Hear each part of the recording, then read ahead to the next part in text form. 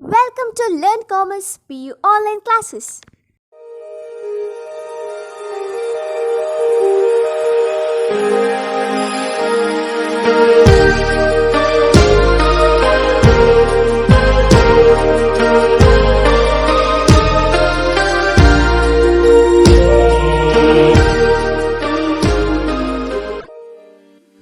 Don't forget to like our video and subscribe our YouTube channel for all the updates.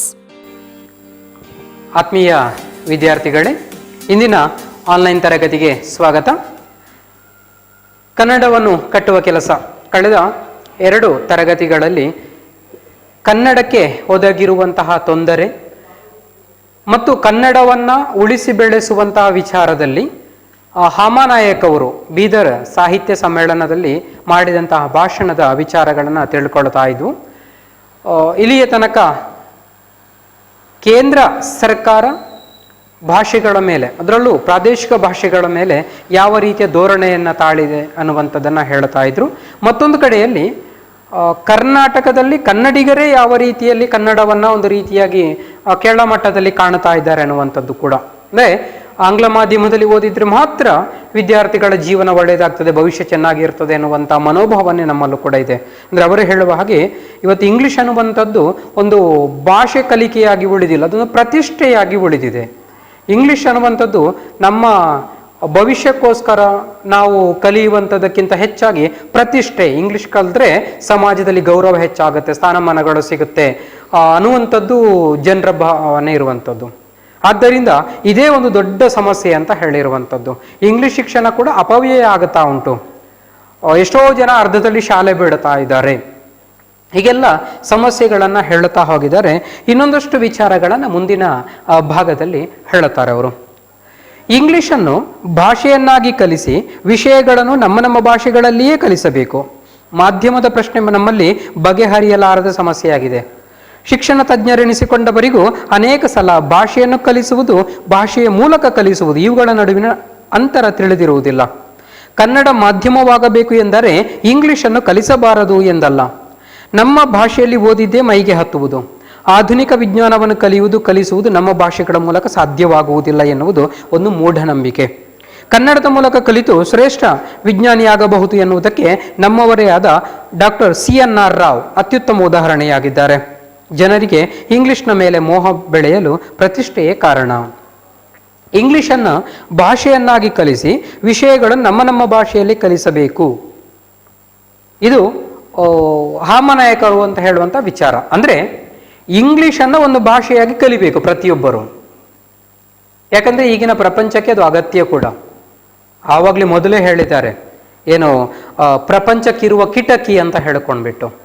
ಪ್ರಪಂಚವನ್ನು ಅರ್ಥ ಮಾಡಿಕೊಳ್ಬೇಕಾದ್ರೆ ಎಲ್ಲರೂ ಮಾತಾಡವಲ್ಲ ಅಂತ ಒಂದು ಭಾಷೆ ಬೇಕು. ಈಗ ಅದೊಂದು ರೀತಿಯಾಗಿ ತನ್ನಿಂದ ತಾನೇ ಇಂಗ್ಲಿಷ್ ಪ್ರಾಪಂಚಿಕ ಭಾಷೆಯಾಗಿ ಬೆಳೆದು ಬಿಟ್ಟಿದೆ. ಇಂಗ್ಲಿಷ್ ಗೊತ್ತಿದ್ರೆ ಪ್ರಪಂಚದ ಯಾವ ದೇಶಗಳಿಗಾದರೂ ಹೋಗಿ ಬರಬಹುದು ಅನ್ನುವಂಥದ್ದು. ಅಂದರೆ ಎಲ್ಲ ದೇಶಗಳಿಗಲ್ಲದಿದ್ರೂ ಕೂಡ ಹೆಚ್ಚಿನ ದೇಶಗಳಲ್ಲಿ ಹೋಗಿ ಬರಬಹುದು. ಆ ರೀತಿಯಾದಂತಹ ಒಂದು ಪರಿಸ್ಥಿತಿ ಇದೆ. ಆದ್ದರಿಂದ ಇಂಗ್ಲಿಷ್ ಬೇಕು. ಇವರು ಹೇಳುವಂಥದ್ದು ಇಂಗ್ಲಿಷನ್ನು ಕಲಿಸಬೇಕು, ಪ್ರತಿ ವಿದ್ಯಾರ್ಥಿ ಇಂಗ್ಲಿಷನ್ನು ಕಲಿಬೇಕು, ಯಾಕಂದರೆ ಅದು ಬೇಕು. ಆದರೆ ಉಳಿದ ವಿಚಾರಗಳು, ಉಳಿದ ವಿಷಯಗಳು ಏನುಂಟು ಅಂದರೆ ನಾವು ಪ್ರಮುಖವಾದಂಥ ಸಬ್ಜೆಕ್ಟ್ಗಳು, ವಿಷಯಗಳು ಏನು ಕಲಿತೇವೆ. ಈಗ ವಿಜ್ಞಾನ ಅಂತ ತಗೊಂಡಾಗ, ಸೈನ್ಸ್ ವಿಭಾಗ ಅಂತ ತಗೊಂಡಂಥ ಸಂದರ್ಭದಲ್ಲಿ ಅಲ್ಲಿ ಫಿಸಿಕ್ಸ್ ಇರ್ಬೋದು, ಕೆಮಿಸ್ಟ್ರಿ ಅಂದರೆ ಭೌತಶಾಸ್ತ್ರ, ರಸಾಯನಶಾಸ್ತ್ರ, ಗಣಿತ, ಜೀವಶಾಸ್ತ್ರ, ಹಾಗೆ ವಾಣಿಜ್ಯ ವಿಭಾಗಕ್ಕೆ ಕಾಮರ್ಸ್ಗೆ ಬಂದಂತಹ ಸಂದರ್ಭದಲ್ಲಿ ಲೆಕ್ಕಶಾಸ್ತ್ರ ಇರ್ಬೋದು, ಅಥವಾ ವ್ಯವಹಾರ ಅಧ್ಯಯನ ಇರ್ಬೋದು, ಅರ್ಥಶಾಸ್ತ್ರ ಇರ್ಬೋದು, ಇತಿಹಾಸ ಇರಬಹುದು. ಇದೆಲ್ಲವೂ ಏನು ಅಂತ ಹೇಳಿದ್ರೆ ಮುಖ್ಯವಾದಂತಹ ಸಬ್ಜೆಕ್ಟ್ಗಳಲ್ಲಿ ಬರುವಂಥದ್ದು. ಇವುಗಳನ್ನು ಕನ್ನಡದಲ್ಲಿ ಕಲಿಸಬೇಕು ಅಂತ ಇವರು ಹೇಳೋದು. ಇಂಗ್ಲೀಷನ್ನು ಕಲಿಬೇಕು ಅವರು ಎಲ್ಲ ವಿದ್ಯಾರ್ಥಿಗಳು, ಆದರೆ ಈ ವಿಷಯಗಳು ಅದನ್ನು ಕನ್ನಡದಲ್ಲಿ ಕಲಿಸಬೇಕು ಅಂತ ಇವರ ವಾದ. ಏನು ಅಂತ ಹೇಳಿದ್ರೆ ಮಾಧ್ಯಮದ ಪ್ರಶ್ನೆ ನಮ್ಮಲ್ಲಿ ಬಗೆಹರಿಯಲಾರದ ಸಮಸ್ಯೆ. ಇಂಗ್ಲಿಷ್ ಮಾಧ್ಯಮ ಮತ್ತು ಕನ್ನಡ ಮಾಧ್ಯಮ, ನಾವು ಮೀಡಿಯಂ ಅಂತ ಕರಿತೇವಲ್ವೋ, ಇದು ನಮ್ಮಲ್ಲಿ ಬಗೆಹರಿಯಲಾರದ ಸಮಸ್ಯೆ. ಯಾಕಂತ ಹೇಳಿದ್ರೆ ನಮ್ಮಲ್ಲಿ ಏನಾಗಿದೆ, ಯಾವುದೇ ಒಂದು ವಿಷಯ ಬಂದಾಗ ಅದನ್ನು ಪೂರ್ಣವಾಗಿ ತಿಳ್ಕೊಳ್ಳಿಕ್ಕೆ ಹೋಗುವುದಿಲ್ಲ. ಅದು ನಮ್ಮ ದೇಶದ ಜನರು ಹಾಗೆ, ಇವನ್ ನಮ್ಮ ಮೀಡಿಯಾಗಳು ಕೂಡ ಹಾಗಾಗಿ ಬಿಟ್ಟಿವೆ. ಇವತ್ತು ಅರ್ಧಂಬರ್ಧ ತಿಳ್ಕೊಂಡು ಅದರ ಬಗ್ಗೆ ಬೊಬ್ಬೆ ಹಾಕ್ತಾ ಕೂತ್ಕೊಳ್ತಾರೆ ಇಡೀ ದಿವಸ. ಏನು ಅಂತ ಗೊತ್ತಿರೋದಿಲ್ಲ. ಕಣ್ಣಿಗೆ ಬಟ್ಟೆಯನ್ನು ಕಟ್ಟಿಬಿಟ್ಟವ ಹಾಗೆ ಒದರ್ತಾ ಇರ್ತಾರೆ ಅಷ್ಟೇ. ಅದರಿಂದ ಇದನ್ನು ನಾವು ಅರ್ಥ ಮಾಡಿಕೊಳ್ಳಬೇಕು.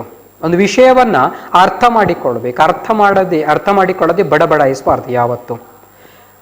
ಮಾಧ್ಯಮದ ಪ್ರಶ್ನೆ ಬಂದಾಗ ಅಲ್ಲಿ ಏನೆಲ್ಲ ಸಮಸ್ಯೆಗಳಿವೆ ಅನ್ನುವಂಥದ್ದನ್ನು ಇವರು ಹೇಳುತ್ತಾರೆ.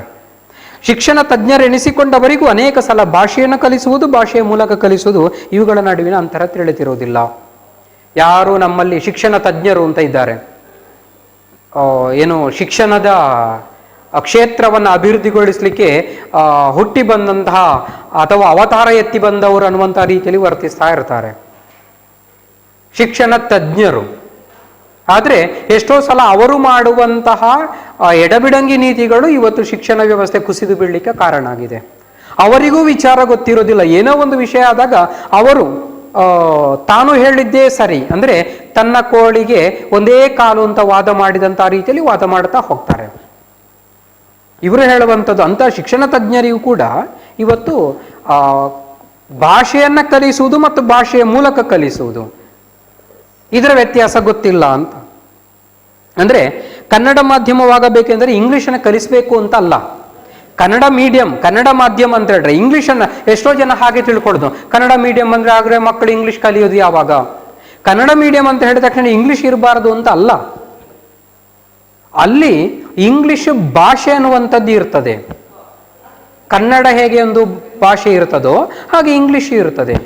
ಕನ್ನಡ ಮಾಧ್ಯಮ ಅಂತ ಹೇಳಿದ್ರೆ ಉಳಿದ ಭಾಷೆಗಳು, ಈಗ ನಾವು ಪ್ರೌಢಶಾಲೆಗೆ ತಗೊಂಡಾಗ ಅಲ್ಲಿ ಬರುವಂಥ ಗಣಿತ ಇರ್ಬೋದು, ವಿಜ್ಞಾನ ಇರ್ಬೋದು, ಸಮಾಜ ವಿಜ್ಞಾನ ಇರಬಹುದು, ಇವುಗಳನ್ನ ಕನ್ನಡ ಭಾಷೆಯಲ್ಲಿ ಕಲಿಸಬೇಕು ಅಂತ. ಹಾಗಂತ ಹೈಸ್ಕೂಲ್ ಕನ್ನಡ ಮಾಧ್ಯಮ ಅಂತ ಹೇಳಿದ್ರೆ ಇಂಗ್ಲಿಷ್ ಇರಲೇಬಾರದು ಅಂತಲ್ಲ. ಇಂಗ್ಲಿಷ್ ಒಂದು ಸಬ್ಜೆಕ್ಟ್, ಅದು 3 ಭಾಷೆಗಳು ಇರ್ತವೆ ನೋಡಿ. ಅಲ್ಲಿ ಒಂದು ಕನ್ನಡ, ಮತ್ತೊಂದು ಇಂಗ್ಲಿಷ್, ಮತ್ತೆ 3ನೇದು ಇನ್ನೂ ಯಾವುದೊಂದು ಭಾಷೆಗಳು ತುಂಬಾ ಇದೆ. ನಾವು ಸೆಲೆಕ್ಟ್ ಮಾಡ್ಕೊಳ್ಬಹುದು ಯಾವುದು ಬೇಕಾದು. ಅದರಲ್ಲಿ ಒಂದು ಇಂಗ್ಲಿಷ್ ಭಾಷೆಯನ್ನು ಕಲಿಸಬೇಕು, ಬಿಡಬಾರ್ದು ಕನ್ನಡ ಮಾಧ್ಯಮ ಅಂತ ಹೇಳಿದ ತಕ್ಷಣ. ಇದನ್ನು ನಮ್ಮವರು ಅರ್ಥ ಮಾಡಿಕೊಳ್ಳಿಲ್ಲ. ಅದು ಇಂಗ್ಲಿಷನ್ನು ಕಲಿಸಬಾರದು ಅಂತಲ್ಲ, ಉಳಿದವುಗಳನ್ನ ಕನ್ನಡದಲ್ಲಿ ಕಲಿಸಬೇಕು, ಇಂಗ್ಲಿಷನ್ನು ಭಾಷೆಯಾಗಿ ಕಲಿಸಬೇಕು. ನಮ್ಮ ಭಾಷೆಯಲ್ಲಿ ಓದಿದ್ದೇ ಮೈಗೆ ಹತ್ತುವುದು. ಇದನ್ನು ನಾವು ಅರ್ಥ ಮಾಡಿಕೊಳ್ಬೇಕು. ಯಾವುದೇ ಒಂದು ಮಗುವಿಗೆ ಅದರ ತಾಯಿ ಭಾಷೆ ಎನ್ನುವಂಥದ್ದು ಏನಿರ್ತದೆ, ಆ ತಾಯಿಯ ಮಡಿಲಲ್ಲಿ ಕುಳಿತುಕೊಂಡು ಕಲ್ತಂತಹ ಭಾಷೆ ಏನಿರ್ತದೆ, ಅದರಲ್ಲಿ ಹೇಳಿದ್ರೆ ಬಹಳ ಸುಲಭವಾಗಿ ಅರ್ಥ ಆಗುತ್ತೆ. ಲೇಖಕರು ಹೇಳೋದು ಅದನ್ನ, ಏನು ಮಗುವಿಗೆ ಯಾವ ಭಾಷೆಯಲ್ಲಿ ಹೇಳಿದ್ರೆ ಪ್ರೀತಿಯಿಂದ ಕೇಳುತ್ತದೋ ಆ ಭಾಷೆಯಲ್ಲಿ ಶಿಕ್ಷಣ ಕೊಡಬೇಕು ಅಂತ. ಅದನ್ನೇ ಅವ್ರು ಹೇಳಿದ್ರು, ನಮ್ಮ ಭಾಷೆಯಲ್ಲಿ ಓದಿದ್ದೇ ಮೈಗೆ ಹತ್ತುವುದು ಅಂತ. ನಮ್ಮ ಒಂದು ಪ್ರಾದೇಶಿಕ ಭಾಷೆ, ಈಗ ಕರ್ನಾಟಕದಲ್ಲಿ ಹುಟ್ಟಿದವರಿಗೆ ಕನ್ನಡದಲ್ಲಿ ಪಾಠ ಮಾಡಿದಾಗ ಅರ್ಥವಾಗುವಷ್ಟು ಉಳಿದ ಭಾಷೆಗಳಲ್ಲಿ ಪಾಠ ಮಾಡಿದಾಗ ಅರ್ಥ ಆಗ್ಲಿಕ್ಕಿಲ್ಲ. ಆದ್ದರಿಂದ ಮಕ್ಕಳಿಗೆ ಪ್ರೀತಿಪೂರ್ವಕವಾದಂತಹ ಭಾಷೆ ಬೇಕು, ಅದರಲ್ಲಿ ಹೇಳಿಕೊಡ್ಬೇಕು ಅಂತ ಇವರ ವಾದ ಇರುವಂಥದ್ದು. ಆಧುನಿಕ ವಿಜ್ಞಾನವನ್ನು ಕಲಿಸುವುದು ಎರಡು ನಮ್ಮ ಭಾಷೆಗಳ ಮೂಲಕ ಸಾಧ್ಯವಾಗುವುದಿಲ್ಲ ಎನ್ನುವಂಥದ್ದು ಒಂದು ಮೂಢನಂಬಿಕೆ. ಈಗ ಅದೊಂದು ವಾದ ಉಂಟು. ವಿಜ್ಞಾನ, ಸೈನ್ಸ್ ಕಲಿಬೇಕಾದ್ರೆ ಅದು ಇಂಗ್ಲಿಷೇ ಆಗಬೇಕು, ಅದು ಕನ್ನಡದಲ್ಲಿ ಆಗುವುದಿಲ್ಲ ಅನ್ನುವಂಥದ್ದು. ಇದು ಮೂಢನಂಬಿಕೆ ಅನ್ನುವಂಥದ್ದು ಇವರ ವಾದ. ಅದು ವಿಜ್ಞಾನಕ್ಕೆ ಅಂತಲ್ಲ, ಎಲ್ಲದಕ್ಕೂ ಹಾಗೆ. ಈಗ ಕಾಮರ್ಸ್ ಅಥವಾ ವಾಣಿಜ್ಯ ವಿಭಾಗಕ್ಕೆ ಬಂದಾಗ ಅಲ್ಲಿ ಅಕೌಂಟೆನ್ಸಿ ಬರ್ತದೆ, ಅದು ಕನ್ನಡದಲ್ಲಿ ಆಗುವುದಿಲ್ಲ ಅಂತ. ಖಂಡಿತವಾಗ್ಲೂ ಸಾಧ್ಯ ಇದೆ.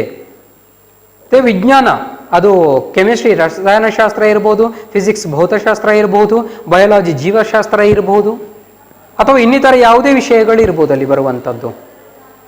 ಇದನ್ನ ಕನ್ನಡದಲ್ಲಿ ಕಲಿಸ್ಲಿಕ್ಕೆ ಆಗುವುದಿಲ್ಲ ಅಥವಾ ಮಾತೃಭಾಷೆಯಲ್ಲಿ ಕಲಿಸ್ಲಿಕ್ಕೆ ಆಗುವುದಿಲ್ಲ ಅನ್ನುವಂಥದ್ದು ಮೂರ್ಖತನ. ಈಗ ಎಲ್ಲಾ ಪದಗಳಿಗೆ ನಾವು ಕನ್ನಡ ಪದವನ್ನು ಹುಡುಕ್ಲಿಕ್ಕೆ ಸಾಧ್ಯವಿಲ್ಲ. ಅದೇ ಪದವನ್ನು ನಾವು ಎಷ್ಟೋ ಉಪಯೋಗಿಸ್ತಾ ಇದ್ದೇವೆ. ಈಗ ಮೊಬೈಲ್ ಅನ್ನುವಂಥದ್ದು ಆಂಗ್ಲ ಭಾಷೆಯ ಪದ, ಕನ್ನಡದಲ್ಲಿ ಅಥವಾ ಇನ್ಯಾವುದೋ ಮಾತೃಭಾಷೆಯಲ್ಲಿ ಅದು ಮೊಬೈಲ್ ಆಗಿಯೇ ಬಳಕೆಯಾಗಿದೆ. ಜನರಿಗೆ ಪ್ರತಿಯೊಬ್ಬರಿಗೂ ಮೊಬೈಲ್ ಅಂತ ಹೇಳಿದ್ರೆ ಅರ್ಥ ಆಗುತ್ತದೆ. ಟಿವಿ ಅನ್ನುವಂಥದ್ದು ಅದು ಟೆಲಿವಿಷನ್ನ ಸಂಕ್ಷಿಪ್ತ ರೂಪ ಟಿವಿ ಆದರೂ ಕೂಡ ಇವತ್ತು ಪ್ರತಿಯೊಂದು ಭಾಷೆಯಲ್ಲಿ, ದೂರದರ್ಶನ ಅಂತ ಕರೆದ್ರೂ ಕೂಡ ಕನ್ನಡದಲ್ಲಿ ಟಿವಿ ಅಂತ ಹೇಳಿದ್ರೆ ಜನರು ಬಳಕೆ ಮಾಡೋದೇ ಟಿವಿ ಅಂತ. ಆದ್ದರಿಂದ ಎಲ್ಲ ಪದಗಳನ್ನು ನಾವು ಮಾತೃಭಾಷೆಗೆ ಬದಲಾಯಿಸಬೇಕು ಅಂತ ಏನಿಲ್ಲ, ಅಥವಾ ಕನ್ನಡೀಕರಣ ಮಾಡಬೇಕು ಅಂತ ಏನಿಲ್ಲ. ಆ ಪದಗಳನ್ನು ಹಾಗೆ ಬಳಕೆ ಮಾಡಬಹುದು. ಇನ್ನು ಅಸಾಧ್ಯವಾದ್ರೆ ಮಾತ್ರ, ಇದಕ್ಕೆ ಕನ್ನಡ ಪದ ಅಸಾಧ್ಯ, ಆಗ ಅದನ್ನೇ ಬಳಕೆ ಮಾಡುವ. ಈಗ ಮೊಬೈಲ್ ಕನ್ನಡ ಪದ, ಈಗ ಸಂಚಾರಿ ದೂರವಾಣಿ ಅಂತ ಕರೀತಾರೆ, ಅಥವಾ ಕೆಲವು ಕಡೆಗಳಲ್ಲಿ ಅದಕ್ಕೆ ಹೊಸ ಕನ್ನಡ ಪದ ಜಂಗಮ ಗಂಟೆ ಅಥವಾ ಜಂಗಮವಾಣಿ ಅಂತ ಆರಂಭ ಮಾಡಿದ್ದಾರೆ. ಈ ಪದ ಬಳಕೆ ಮಾಡಲಿಕ್ಕೆ ಅಷ್ಟೊಂದು ಸಮಂಜಸ ಅಲ್ಲ. ಮೊಬೈಲ್ ಅಂತಲೇ ಬಳಕೆ ಮಾಡುವ, ಏನಾಗುತ್ತದೆ? ಭಾಷೆ ಅಂತ ಹೇಳಿದ್ರೆ ಯಾವುದೋ ಒಂದು ಭಾಷೆ ಸಂಪೂರ್ಣವಾಗಿ ಅದರದ್ದೇ ಭಾಷೆಯ ಪದಗಳನ್ನು ಹೊಂದಿರೋದಿಲ್ಲ. ಇಂಗ್ಲಿಷ್ನಲ್ಲಿ ಪ್ರಪಂಚದ ಅದೆಷ್ಟೋ ಭಾಷೆಗಳ ಪದಗಳು ಅಲ್ಲಿವೆ. ಹಾಗೆ ಕನ್ನಡದಲ್ಲಿ ಪ್ರಪಂಚದ ಅದೆಷ್ಟೋ ಭಾಷೆಗಳ ಪದಗಳು ಕನ್ನಡದಲ್ಲಿವೆ. ಸಂಸ್ಕೃತದ್ದೇ ಹೆಚ್ಚಾಗಿರುವಂಥದ್ದು. ಹಾಗೆ ಬೇರೆ ಬೇರೆ ಭಾಷೆಯ ಪದಗಳು ಕನ್ನಡದಲ್ಲಿವೆ. ಪೋರ್ಚುಗೀಸ್ ಭಾಷೆಯ ಪದ ಇದೆ, ಫ್ರೆಂಚ್ ಭಾಷೆಯ ಪದ ಇದೆ, ಅರಬ್ಬಿ ಭಾಷೆಯ ಪದ ಇದೆ, ಪರ್ಷಿಯನ್ ಭಾಷೆಯ ಪದ ಇದೆ. ಅದೇ ರೀತಿ ಇನ್ನು ಮುಂದಕ್ಕೂ ಕೂಡ ಹಾಗೆ ವಿಜ್ಞಾನ ವಿಷಯಗಳು ಬಂದಾಗ ಅಲ್ಲಿ ಅದೇ ಪದಗಳನ್ನು ಉಪಯೋಗಿಸುವ ಆಗುವುದಿಲ್ಲ ಅನ್ನುವಂಥದ್ದು ಸುಳ್ಳು, ಅದು ತಪ್ಪು ಅನ್ನುವಂಥದ್ದು ಇವರ ವಾದ. ಕನ್ನಡದ ಮೂಲಕ ಕಲಿತು ಶ್ರೇಷ್ಠ ವಿಜ್ಞಾನಿ ಆಗಬಹುದು ಅಂತ ನಮಗೆ ತೋರಿಸಿಕೊಟ್ಟಿದ್ದಾರೆ. ಯಾರು ಅಂತ ಹೇಳಿದ್ರೆ ಡಾಕ್ಟರ್ CNR ರಾವ್, ಭಾರತ ಕಂಡಂತಹ ಅತ್ಯದ್ಭುತ ವಿಜ್ಞಾನಿ. ಸರ್ CV ರಾಮನ್ ಕೇಳಿದ್ದೇವೆ, ನೊಬೆಲ್ ಪಾರಿತೋಷಕ ಪಡೆದವರು. ಅದೇ ರೀತಿಯಾದಂಥ ಒಬ್ಬರು ವಿಜ್ಞಾನಿ, ಶ್ರೇಷ್ಠ ವಿಜ್ಞಾನಿ. ಇವರು ಓದಿದ್ದು ಕನ್ನಡ ಮಾಧ್ಯಮದಲ್ಲಿ. ಅವರ CNR ರಾವ್ ಪೂರ್ಣ ಹೆಸರು ಚಿಂತಾಮಣಿ ನಾಗೇಶ್ ರಾಮಚಂದ್ರ ರಾವ್ ಅಂತ. ಚಿಂತಾಮಣಿ ನಾಗೇಶ್ ರಾಮಚಂದ್ರ ರಾವ್ ಅನ್ನುವಂಥದ್ದು ಪೂರ್ಣ ಹೆಸರು. ಅವರು ಕನ್ನಡ ಮಾಧ್ಯಮದಲ್ಲೇ ಕಲ್ತದ್ದು ಸಂಪೂರ್ಣವಾಗಿ. ಎಷ್ಟು ದೊಡ್ಡ ವಿಜ್ಞಾನಿಯಾದರು. ಇವತ್ತು ಇಂಗ್ಲಿಷ್ ಮೀಡಿಯಮಲ್ಲೇ ಕಲ್ತವರು ಎಷ್ಟು ದೊಡ್ಡ ವಿಜ್ಞಾನಿಗಳಾಗಿದ್ದಾರೆ. ವಿಜ್ಞಾನಿಗಳೆಲ್ಲರೂ ಇಂಗ್ಲಿಷ್ ಮೀಡಿಯಂಗಳಲ್ಲಿ ಕಲ್ತವರಲ್ಲ. ಸರ್ CV ರಾಮನ್ ಇಂಗ್ಲಿಷ್ ಮೀಡಿಯಂಗೆ ಹೋಗಿ ಕಲ್ತು ವಿಜ್ಞಾನಿ ಆದವರಲ್ಲ. ಅಬ್ದುಲ್ ಕಲಾಂ ಇಂಗ್ಲಿಷ್ ಮೀಡಿಯಮಲ್ಲೇ ಕಲ್ತವರಲ್ಲ. ಇದೇ CNR ರಾವ್ ಇರಬಹುದು, ಪ್ರೊಫೆಸರ್ UR ರಾವ್ ಇರಬಹುದು. ಎಷ್ಟು ವಿಜ್ಞಾನಿಗಳು ಬೇಕು. ಇವರೆಲ್ಲ ಇಂಗ್ಲಿಷ್ ಮೀಡಿಯಂಗೆ ಹೋಗಿ ಕಲ್ತು ವಿಜ್ಞಾನಿಗಳಾದವರಲ್ಲ. ಅಥವಾ ಈಗಿನ ಇಂಗ್ಲಿಷ್ ಮೀಡಿಯಮಲ್ಲಿ ಕಲ್ತವರು ಎಷ್ಟು ದೊಡ್ಡ ವಿಜ್ಞಾನಿಗಳಾಗುತ್ತಾ ಇದ್ದಾರೆ. ಆದ್ದರಿಂದ ನಾವು ಏನಾಗಬೇಕನ್ನುವಂಥದ್ದು ಭಾಷೆಯ ಮೇಲೆ ನಿರ್ಧರಿತವಾಗಿಲ್ಲ. ನಮ್ಮ ಸಾಮರ್ಥ್ಯ, ನಮ್ಮ ಪ್ರಯತ್ನ ಇದರ ಮೇಲೆ ನಿಂತಿರುವಂಥದ್ದು. ಆದ್ದರಿಂದ ನಾವು ಯಾವುದೇ ಭಾಷೆಯಲ್ಲಿ ಓದಿದ್ರು ಯಾವ ಸಾಧನೆ ಬೇಕಾದರೂ ಮಾಡಬಹುದು. ಅದಕ್ಕೆ ಇವರು ಉದಾಹರಣೆ. CNR ರಾವ್ ಅವರಿಗೆ 2013ರಲ್ಲಿ ಭಾರತ ರತ್ನ ಪ್ರಶಸ್ತಿ ಕೂಡ ಸಿಕ್ಕಿತು. ಕ್ರಿಕೆಟಿಗ ಸಚಿನ್ ತೆಂಡೂಲ್ಕರ್ಗೆ ಸಿಕ್ಕ ವರ್ಷವೇ ಒಟ್ಟಿಗೆ ಇವರಿಗೆ ಕೂಡ ಸಿಕ್ಕಿರುವಂಥದ್ದು. ನೋಡಿ, ಕನ್ನಡ ಮಾಧ್ಯಮದಲ್ಲಿ ಕಲಿತು ವಿಜ್ಞಾನಿಯಾಗಿ ಭಾರತ ರತ್ನ ಪ್ರಶಸ್ತಿಯನ್ನು ಪಡೆದಿದ್ದಾರೆ. ಹಾಗಾದರೆ ಕನ್ನಡದಲ್ಲಿ ಕಲಿತ್ರೆ ಏನೂ ಆಗೋದಿಲ್ಲ ಅನ್ನುವಂಥದ್ದು ಮೂಢನಂಬಿಕೆ. ಜನರಿಗೆ ಇಂಗ್ಲಿಷ್ನ ಮೇಲೆ ವ್ಯಾಮೋಹ ಬೆಳೆಯಲು ಪ್ರತಿಷ್ಠೆ ಕಾರಣ. ಆವಾಗಲೇ ಹೇಳಿದಾಗೆ ಇಂಗ್ಲಿಷ್ ಎನ್ನುವಂಥದ್ದು ಪ್ರತಿಷ್ಠೆ. ಅದು ಬಿಟ್ಟು ಸಾಧನೆಗೆ ಅದು ಸೇತುವೆ ಅಲ್ಲ, ಸಾಮರ್ಥ್ಯದ ಪ್ರದರ್ಶನವಲ್ಲ, ಅದು ಪ್ರತಿಷ್ಠೆ ಅಷ್ಟೇ. ಇಂಗ್ಲಿಷ್ ಕಲ್ತ್ರೆ ನಾವು ದೊಡ್ಡ ಜನಗಳು ಎನ್ನುವಂಥದ್ದಷ್ಟೇ. ಇದು ತಪ್ಪು ನಂಬಿಕೆ. ಇದು ಹೋಗಬೇಕು ನಮ್ಮಲ್ಲಿಂದ. ಪ್ರತಿಯೊಬ್ಬ ತಂದೆ ತಾಯಿಗಳು ತಮ್ಮ ಮಕ್ಕಳು ಒಳ್ಳೆಯ ಶಾಲೆಯಲ್ಲಿ ಓದಬೇಕು, ಒಳ್ಳೆಯ ಶಿಕ್ಷಣ ಪಡೆಯಬೇಕು, ಅವರ ಭವಿಷ್ಯ ಉಜ್ವಲವಾಗಿರಬೇಕೆಂದು ಆಶಿಸ್ತಾರೆ. ಅವರು ನ್ಯಾಯವಾಗಿಯೇ ಅಸಹ್ಯ ಎನ್ನಿಸುವ ನಮ್ಮ ಸಾರ್ವಜನಿಕ ಶಾಲೆಗಳಿಗೆ ತಮ್ಮ ಮಕ್ಕಳನ್ನು ಕಳಿಸಲು ಇಷ್ಟಪಡುವುದಿಲ್ಲ. ಎಷ್ಟೋ ಕಡೆಗಳಲ್ಲಿ ಇರುವ ಶಾಲೆಗಳನ್ನು ಒಮ್ಮೆ ನೋಡಿ. ಕುಸಿದು ಬೀಳುತ್ತಿರುವ ಕಟ್ಟಡಗಳು, ದೊಡ್ಡಿಯಾದ ತರಗತಿಗಳು, ಅಧ್ಯಾಪಕರಿಲ್ಲದ ತರಗತಿಗಳು, ಪಾಠ ಹೇಳದ ಅನರ್ಹ ಅಧ್ಯಾಪಕರು, ದಿನ ಬೆಳಗಾದರೆ ರಜೆ, ಶಿಸ್ತಿಲ್ಲದ ವ್ಯವಸ್ಥೆ, ಮೂತ್ರದ ವಾಸನೆಯ ಪರಿಸರ, ಇದು ನಮ್ಮ ಬಹಳಷ್ಟು ಶಾಲೆಗಳ ಸ್ಥಿತಿ. ಆದ್ದರಿಂದ ಸಾರ್ವಜನಿಕರು ಅನಿವಾರ್ಯವಾಗಿ ಖಾಸಗಿ ಉದ್ಯಮವಾದ ಇಂಗ್ಲಿಷ್ ಶಾಲೆಗಳ ಕಡೆ ಹೋಗುತ್ತಾರೆ.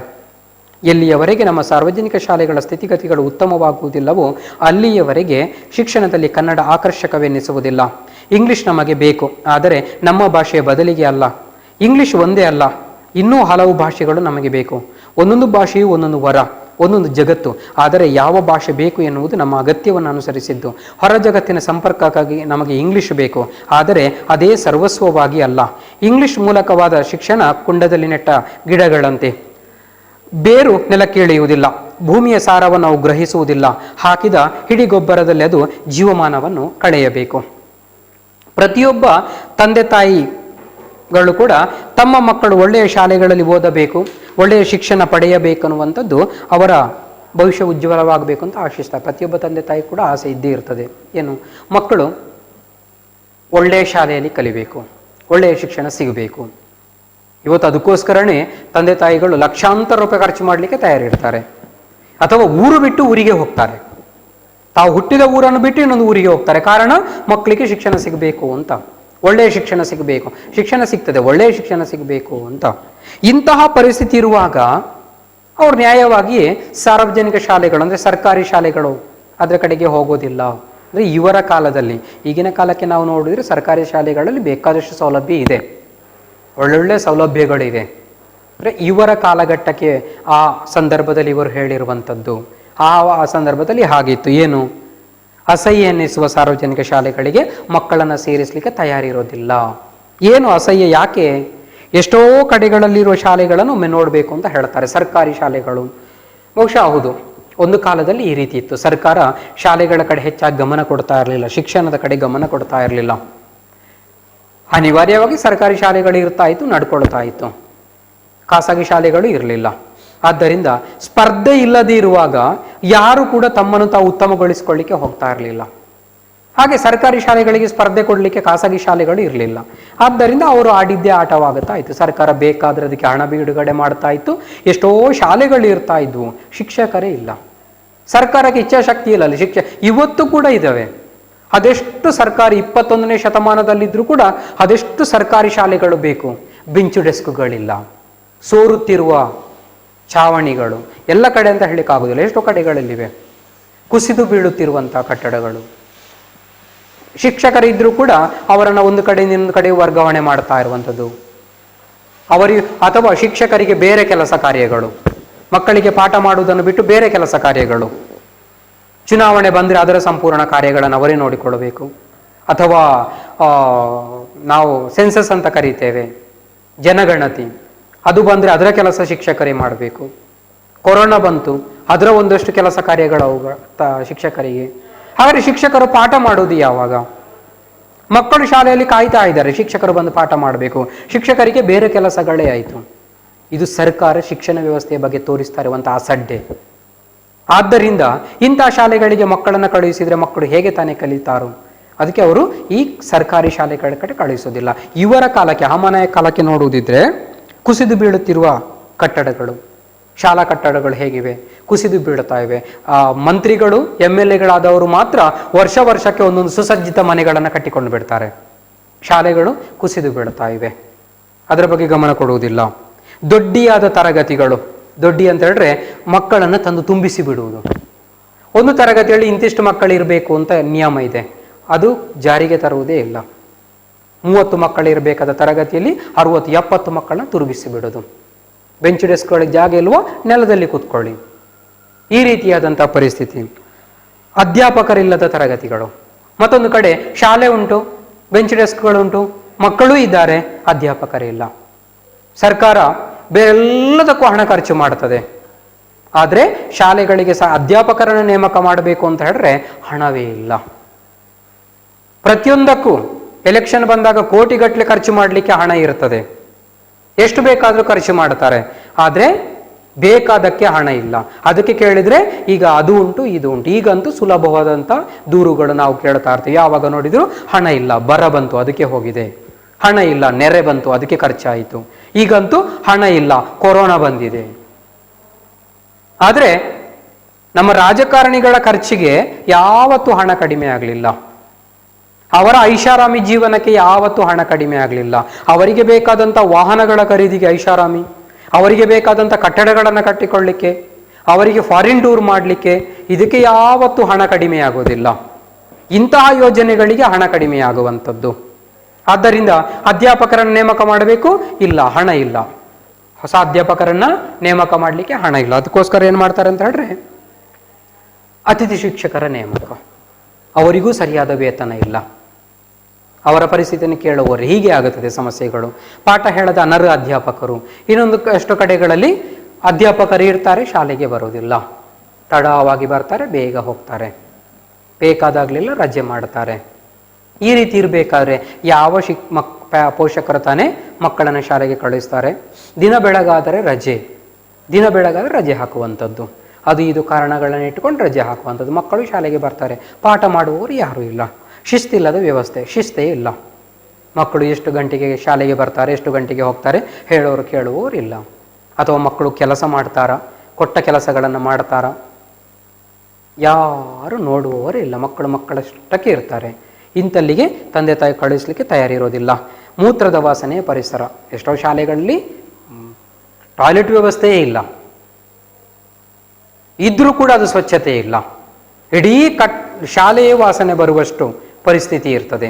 ಇಂತಲ್ಲಿಗೆ ಯಾಕೆ ಕಳಿಸ್ತಾರೆ? ಇದು ನಮ್ಮ ಬಹಳಷ್ಟು ಶಾಲೆಗಳ ಸ್ಥಿತಿ. ಇದು ಆ ಕಾಲಕ್ಕೆ. ಈಗ ಸ್ವಲ್ಪ ಬದಲಾವಣೆಯಾಗಿದೆ. ಈಗ ಶಾಲೆಗಳ ಸ್ಥಿತಿ ಚೆನ್ನಾಗಿದೆ. ಸರ್ಕಾರಿ ಶಾಲೆಗಳ ಸ್ಥಿತಿ ಕೂಡ ಬೇಕಾದಷ್ಟು ಸೌಲಭ್ಯಗಳು ಇದೆ. ಆದರೆ ಕೆಲವೊಂದು ಕಡೆಗಳಲ್ಲಿ ಇನ್ನೂ ಕೂಡ ಸಮಸ್ಯೆಗಳಿವೆ. ಎಲ್ಲ ಕಡೆ ಅಂತ ಹೇಳಲಿಕ್ಕಾಗೋದಿಲ್ಲ, ಕೆಲವೊಂದು ಕಡೆಗಳಲ್ಲಿ ಸಮಸ್ಯೆಗಳಿವೆ. ಆದ್ದರಿಂದ ಸಾರ್ವಜನಿಕರು ಖಾಸಗಿ ಉದ್ಯಮವಾದ ಇಂಗ್ಲಿಷ್ ಶಾಲೆಗಳ ನೋಡಿ, ಉದ್ಯಮ ಶಿಕ್ಷಣ ಅನ್ನುವಂಥದ್ದು ಸೇವೆ. ಇದು ಅವತ್ತು ಹೊರಟು ಹೋಗಿ ಇವತ್ತು ಉದ್ಯಮವಾಗಿದೆ. ಎಷ್ಟೋ ಕಡೆಗಳಲ್ಲಿ ನಾವು ನೋಡ್ತೇವೆ, 1ನೇ ಕ್ಲಾಸಿಗೆ ಸೇರಿಸಬೇಕಾದ್ರೆ 1 ಲಕ್ಷಕ್ಕಿಂತ ಮೇಲೆ ಫೀಸನ್ನು ತಗೊಳ್ಳುತ್ತಾರೆ. ಅದಕ್ಕೆ ಉದ್ಯಮ ಅಂತ ಕರೆದಿರುವಂಥದ್ದು. ಆದರೆ ಹಣ ಕೊಟ್ಟರು ಪರವಾಗಿಲ್ಲ ಅಂತ ಹೇಳ್ಕೊಂಡು ಪೋಷಕರು ಅಲ್ಲಿಗೆ ಕಳುಹಿಸ್ತಾರೆ. ಎಲ್ಲಿಯವರೆಗೆ ನಮ್ಮ ಸಾರ್ವಜನಿಕ ಶಾಲೆಗಳು ಸ್ಥಿತಿಗಳು ಉತ್ತಮವಾಗುವುದಿಲ್ಲ, ಅಲ್ಲಿ ತನಕ ಶಿಕ್ಷಣ ಕನ್ನಡದಲ್ಲಿ ಆಕರ್ಷಕವೆನಿಸುವುದಿಲ್ಲ. ಮೊದಲು ಸರ್ಕಾರಿ ಶಾಲೆಗಳು ಆಕರ್ಷಕವಾಗಬೇಕು. ಆವಾಗ ಸರ್ಕಾರಿ ಶಾಲೆ ಆದರೂ ಕೂಡ ಕನ್ನಡ ಮಾಧ್ಯಮವಾದರೂ ಕೂಡ ಮಕ್ಕಳು ಬಂದೇ ಬರ್ತಾರೆ. ಸರ್ಕಾರಿ ಶಾಲೆ, ಕನ್ನಡ ಮಾಧ್ಯಮ ಶಾಲೆ ಪರಿಸ್ಥಿತಿ ಚೆನ್ನಾಗಿಲ್ಲ, ಆವಾಗ ಕಳುಹಿಸಲಿಕ್ಕೆ ತಯಾರಿರೋದಿಲ್ಲ ಮಕ್ಕಳನ್ನು. ಆದ್ದರಿಂದ ಮೊದಲು ಶಾಲೆಗಳು ಆಕರ್ಷಕವಾಗಿರಬೇಕು. ಬೇಕಾದೆಲ್ಲ ಒಂದು ಶಾಲೆ ಅಂತ ಕರೆಸಿಕೊಳ್ಳೋದಕ್ಕೆ ಏನೆಲ್ಲ ವ್ಯವಸ್ಥೆಗಳು ಬೇಕು ಆ ಎಲ್ಲ ವ್ಯವಸ್ಥೆಗಳಿದ್ದರೆ ಕನ್ನಡ ಮಾಧ್ಯಮವಾದರೂ ಸರಿ ಎಲ್ಲ ಪೋಷಕರು ಮಕ್ಕಳನ್ನು ಹಾಕ್ತಾರೆ. ಕನ್ನಡ ಆಕರ್ಷಕ ಆಗಬೇಕಾದ್ರೆ ಶಾಲೆಗಳು ಚೆನ್ನಾಗಿರಬೇಕು. ಇಂಗ್ಲಿಷ್ ನಮಗೆ ಬೇಕು, ಆದರೆ ನಮ್ಮ ಭಾಷೆಯ ಬದಲಿಗೆ ಅಲ್ಲ. ಇವತ್ತು ಇಂಗ್ಲಿಷ್ ಮೀಡಿಯಂ ಯಾಕೆ ಚೆನ್ನಾಗಿದೆ ಅಂತ ಹೇಳಿದ್ರೆ ಶಾಲೆಗಳು ಚೆನ್ನಾಗಿವೆ, ಆಕರ್ಷಕವಾಗಿವೆ. ಆದ್ದರಿಂದ ಇಂಗ್ಲಿಷ್ ಮೀಡಿಯಂಗೆ ಮಕ್ಕಳು ಹೋಗುತ್ತಾರೆ. ಇಂಗ್ಲಿಷ್ ಬೇಕು, ಆದರೆ ನಮ್ಮ ಬದಲಿಗೆ ಅಲ್ಲ. ಅದನ್ನು ಒಂದು ಭಾಷೆನ ಕಿತ್ತು ಬಿಸಾಡಿ ಇನ್ನೊಂದನ್ನು ತಂದಿಡುವುದಲ್ಲ. ರಿಪ್ಲೇಸ್ಮೆಂಟ್ ಅಂತ ಏನು ಕರಿತೇವೆ ನಾವು, ಅದಲ್ಲ.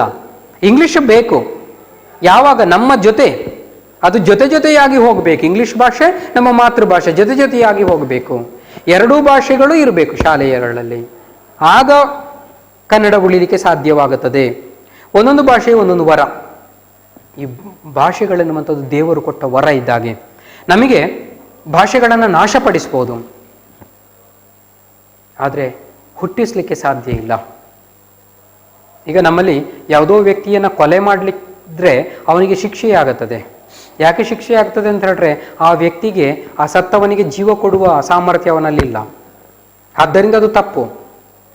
ಜೀವ ಕೊಡುವ ಸಾಮರ್ಥ್ಯ ಇದ್ರೆ ಅದೇನು ತಪ್ಪುಗಳಾಗುತ್ತಾ ಇರಲಿಲ್ಲ, ಬೇರೆ ಸಣ್ಣ ಪುಟ್ಟ ಶಿಕ್ಷೆಗಳಾಗುತ್ತಾ ಇದ್ವೋ ಏನೋ ಒಂದು ಆ ಮಾಡಿದ ತಪ್ಪಿಗೆ ಅಷ್ಟೇ. ಮತ್ತೆ ಬದುಕಿ ಬರಲಿಕ್ಕೆ ಅವನು ಸಾಧ್ಯ ಇಲ್ಲ, ಅದಕ್ಕೆ ಇವನಿಗೂ ದೊಡ್ಡ ಶಿಕ್ಷೆಯಾಗುತ್ತದೆ. ಅದೇ ರೀತಿ ನಾವು ಭಾಷೆಗಳನ್ನು ಸಾಯಿಸುವಾಗಲೂ ಕೂಡ ಹಾಗೆ. ನಮಗೆ ಒಂದು ಭಾಷೆಯನ್ನು ಸಾಯಿಸೋದು ಒಂದು ವ್ಯಕ್ತಿಯನ್ನು ಅಥವಾ ಒಂದು ಸಾಮೂಹಿಕವಾಗಿ ಹತ್ಯೆ ಮಾಡುವುದಕ್ಕೆ ಸಮ. ಯಾಕಂದರೆ ನಮಗೆ ಇನ್ನೊಂದು ಭಾಷೆ ಸೃಷ್ಟಿ ಮಾಡಲಿಕ್ಕೆ ಸಾಧ್ಯ ಇಲ್ಲ. ನೋಡಿ, ಕನ್ನಡ ಭಾಷೆ ಸೃಷ್ಟಿಯಾಗಿ ಸುಮಾರು 2,500 ವರ್ಷಗಳಾಯಿತು. ಈ ವರ್ಷಗಳಲ್ಲಿ ಇನ್ನೊಂದು ಭಾಷೆಯನ್ನು ಸೃಷ್ಟಿ ಮಾಡಲಿಕ್ಕೆ ಆಯ್ತಾ? ಇಲ್ಲ. ಆದ್ದರಿಂದ ದೇವರು ಕೊಟ್ಟ ವರ ಇದ್ದ ಹಾಗೆ, ಇನ್ನೊಂದು ಸಿಗಲ್ಲ. ಅದಕ್ಕೋಸ್ಕರ ನಾವು ಭಾಷೆಗಳನ್ನು ಉಳಿಸಬೇಕು. ಒಂದೊಂದು ಜಗತ್ತು, ಒಂದೊಂದು ಭಾಷೆಯಲ್ಲಿ ಒಂದೊಂದು ಜಗತ್ತಿದೆ. ಯಾಕಂದರೆ ಒಂದು ಭಾಷೆ ಅಂತ ಹೇಳಿದ್ರೆ ಅದೊಂದು ಸಂಸ್ಕೃತಿ ಇದೆ, ಅದರಲ್ಲೊಂದು ಜೀವನ ಇದೆ, ಅದರಲ್ಲೊಂದು ಜನಾಂಗ ಇದೆ. ನಾವು ಯಾವುದೋ ಒಂದು ಭಾಷೆಯನ್ನು ಅಧ್ಯಯನ ಮಾಡಿದಾಗ ಆ ಜನರು ಹೇಗೆ ಬದುಕ್ತಾರೆ ಅದರೂ ಕೂಡ ನಮಗೆ ಗೊತ್ತಾಗುತ್ತದೆ. ಆದ್ದರಿಂದ ಅದೇ ಒಂದು ಜಗತ್ತು. ಆದರೆ ಯಾವ ಭಾಷೆ ಬೇಕು ಅನ್ನುವುದು ನಮ್ಮ ಅಗತ್ಯಗಳನ್ನು ಅನುಸರಿಸಿದು. ಯಾವ ಭಾಷೆಗಳು ಬೇಕು ನಮ್ಮ ಅಗತ್ಯಗಳನ್ನು ಅನುಸರಿಸು. ಕರ್ನಾಟಕದಲ್ಲಿ ಬದುಕಲಿಕ್ಕೆ ನಮಗೆ ಕನ್ನಡ ಸಾಕು, ಇಂಗ್ಲೀಷು ಹೊರ ಜಗತ್ತಿಗೆ ಬೇಕು. ಅದನ್ನು ನಾವು ಅರ್ಥ ಮಾಡಿಕೊಳ್ಳಬೇಕು.